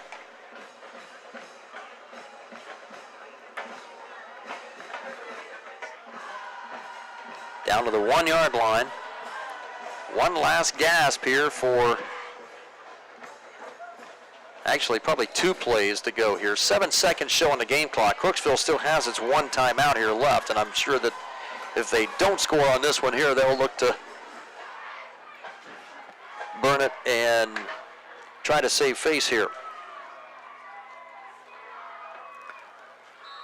Second and goal from the 1. Out of the pistol is Trenton Cottrell, number 6, the QB. Keeps it himself. Right side plunge. He's in there for a Crooksville touchdown.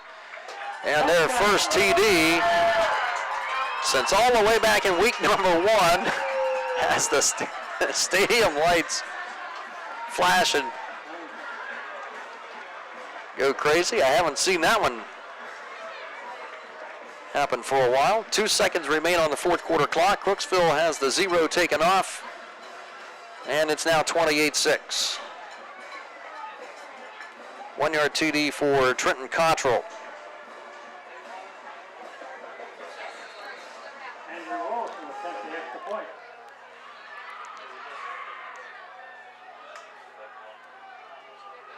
And point after attempt, high snap, good job by the holder to get it down, but the kick is wide left.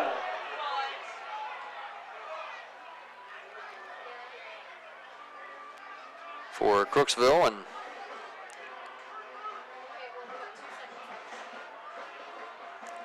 score remains Philo 28 and Crooksville 6 after the missed PAT wide left by the Ceramics' Andrew Willison. So 2 seconds remain. Our thanks to all of our AVC sports sponsors tonight on YRP TV and on the Nash Icon FM side on 98.5 and 107.9. Patrons Buckeye Mutual, West 40 Auto Sales, Southeastern Med, Doan Ford, Valentine Insurance, Abels Incorporated, AMG Vanadium, White Pillars Christmas House, Gregg Motor Sales, and TK Auto.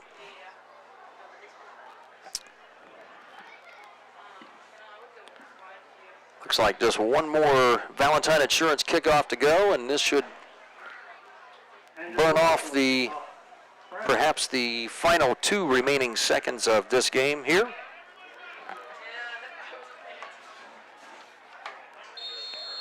And we'll get to our final White Pillars Christmas scoreboard update of the night. That will be fielded and downed, and that will run out the time. So our final score from Crooksville Ceramic Stadium, Philo 28, Crooksville 6. Ceramics dropped to 0-6 on the year, while the Philo Electrics get a much-needed victory to get themselves back to the 500 mark at 3-3. We'll try to tally up these statistical numbers. We'll have our Lock 9 Pizza Player of the Game and our Guernsey Muskingum Electric Power Lineman of the Game announced here during our post-game report, sponsored by Southeastern Med in Cambridge. We'll take a timeout, YRP TV, and on Nash Icon FM is our post-game report sponsored by Southeastern Med after these commercial messages.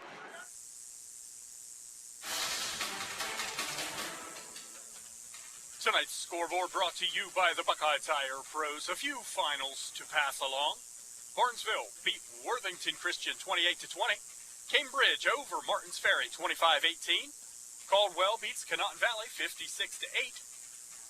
Sheridan beats Riverview 53-14. Shenandoah over Buckeye Local 42-36. West Muskingum beats Maysville 14-7. Buckeye Trail over Tuskegee Central Catholic 34-7. And Tri-Valley beats Morgan 42-21. And that's your Buckeye Tire Pros scoreboard. What you've heard about probiotics is probably wrong. I eat yogurt, so I don't need to take a probiotic. Probiotics? They don't really work.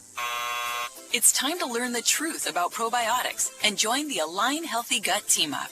Align has probiotics to naturally help relieve occasional bloating, gas, and abdominal discomfort. Try Align probiotics for a month and see how great a healthy gut can feel. Get $2 off your first month of Align at alignprobiotics.com.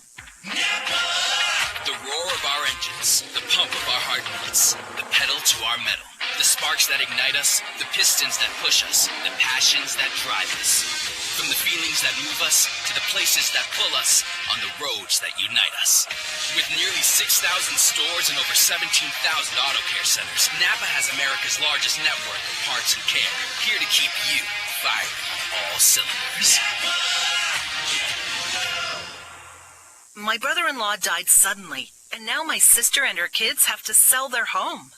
That's why I told my husband we could not put off getting life insurance any longer. An agent offered us a 10-year, $500,000 policy for nearly $50 a month. Then we called SelectQuote. SelectQuote found us identical coverage for only $19 a month, a savings of $369 a year. Whether you need a $500,000 policy or a $5 million policy, SelectQuote could save you more than 50% on term life insurance. For your free quote, call SelectQuote at 1-800-452-5050. That's 1-800-452-5050. Or go to SelectQuote.com. 1-800-452-5050. That's 1-800-452-5050. SelectQuote. We shop. You save. Full details on example policies at selectquote.com/commercial. Back from Crooksville Ceramic Stadium. Final score, Philo 28, Crooksville 6. And time now to take a look at our player of the game from Lock 9 Pizza in Duncan Falls. They try their Waggus burgers with unlimited fries and 100% juicy Wagyu and Angus blend. It's the burger people come back for at Lock 9 Pizza in Duncan Falls. And our recipient of Player of the Game honors tonight will be Cade Searles, a 4-catch night with 53 yards and a touchdown reception on the opening, on the Philo Electric's first scoring drive of the night. And Cade Searles will get a free one-item small pizza, courtesy of Lock 9 Pizza in Duncan Falls. Our Player of the Game, Cade Searles. Our Guernsey Muskingum Electric Power lineman of the game, we will say those are number 30, Kyler Nader. Will get one of those honors, a 6-foot, 180-pound senior. And big nose tackle Aston Schultz will get the other honor, a 300-pound junior. Both of those young men on the defensive line who had themselves another pretty good night tonight as well. So congratulations to Aston Schultz and Kyler Nader, our recipient of Guernsey Muskingum Electric Power Lineman of the Game. We'll try to tally up some final numbers and bring those to you here in our final timeout as our Southeastern Med post-game report continues on Nash Icon FM after this word. This is Russ Abels. Summer's winding down, but did you know this is actually the perfect time to upgrade your air conditioning? Because at Abels, the end of the season means an amazing deal. Call us now. We have system financing, and with incentives and extra add-ons available, the savings really add up. It's a great opportunity, our best offer of the season on a new high-efficiency system. Call Abels for your new air conditioning system now. These savings will end soon. Your home and your car are likely your two biggest investments. Protecting them from unexpected damage is a prime concern to WB Green Insurance.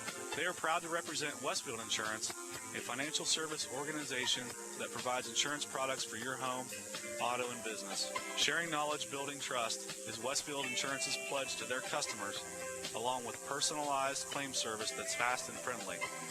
To learn how Westfield can help with your insurance needs, talk to WB Green Insurance today. White Pillars Christmas House is a proud sponsor of Muskingum County High School football. Located at 7405 East Pike in Norwich, the Christmas House is your one-stop shop for all your Christmas needs. From different collectibles, nativities, lights, gifts, to all kinds of ornaments. Stop in today at this unique, one-of-a-kind Christmas shop. And Merry Christmas. And our final post-game wrap-up from Crooksville Ceramic Stadium. Ceramics now 0-6 on the year. Philo back to 3-3 on the season with a 28-6 win over Crooksville.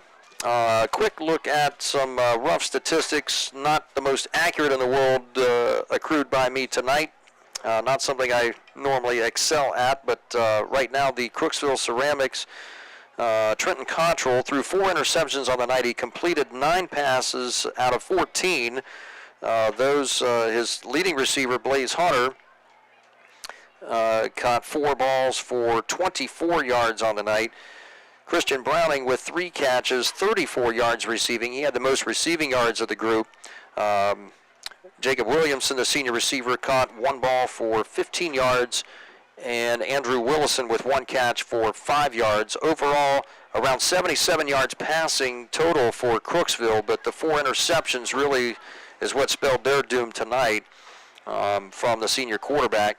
Rushing the football, Cottrell rushing picked up, about around 23 yards total for the night with that last rushing touchdown plunge at the end with just 2 seconds remaining in the game to make it 28-6.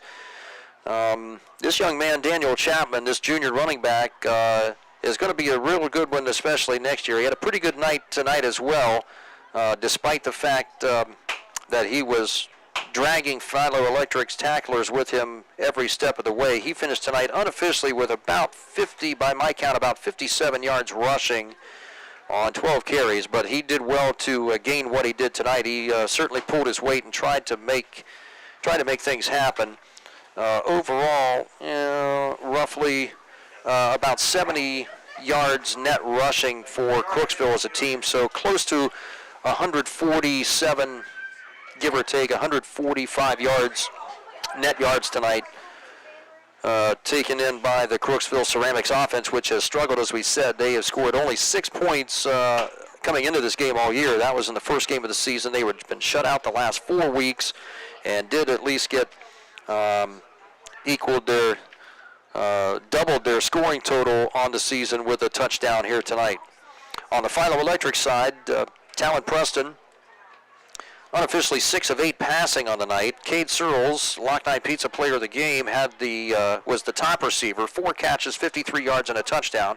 Drew Wright had himself a 5-yard touchdown reception in that second quarter, and Ty Moorhead came up with a 5-yard reception in this second half. 6 of 8 passing and about 63 yards total in the air for Philo's Talon Preston tonight. Case Fink completed one of those attempts, and that was the 5-yarder to Moorhead. Rushing the football, Talon Preston, 33 yards in the first half of play, finished around 44 yards rushing on 9 carries. Drew Linsegum was the leading ground gainer for Philo tonight with 59 yards on about 9 carries, including a touchdown run. And Blake Linkus, 5'9", senior runner with 3 rushes for about 8 yards, most of those coming in the first half. Max Zimmerman carried the ball 5 times, 30 yards roughly on the ground tonight, but had the one fumble they had to exchange between Fink and Zimmerman that was fumbled deep in Crooksville territory. So Philo with about 63 yards in the air and roughly close to a little over 150 yards on the ground tonight for just a little over 210, 215 yards total for the night for the Philo Electrics. More importantly, Philo gets its 3rd victory of the year in 6 games. They will have a really nightmare stretch here right now, as they're going to have a real tough go of it. John Glenn was leading Meadowbrook as of last report.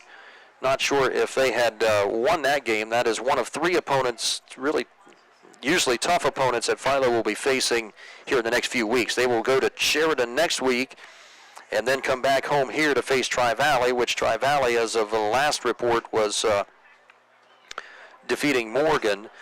And Sheridan tonight, I think, easy winners over Riverview. Morgan was making a little bit of a comeback, but Tri-Valley was up by 2 touchdowns earlier in that game.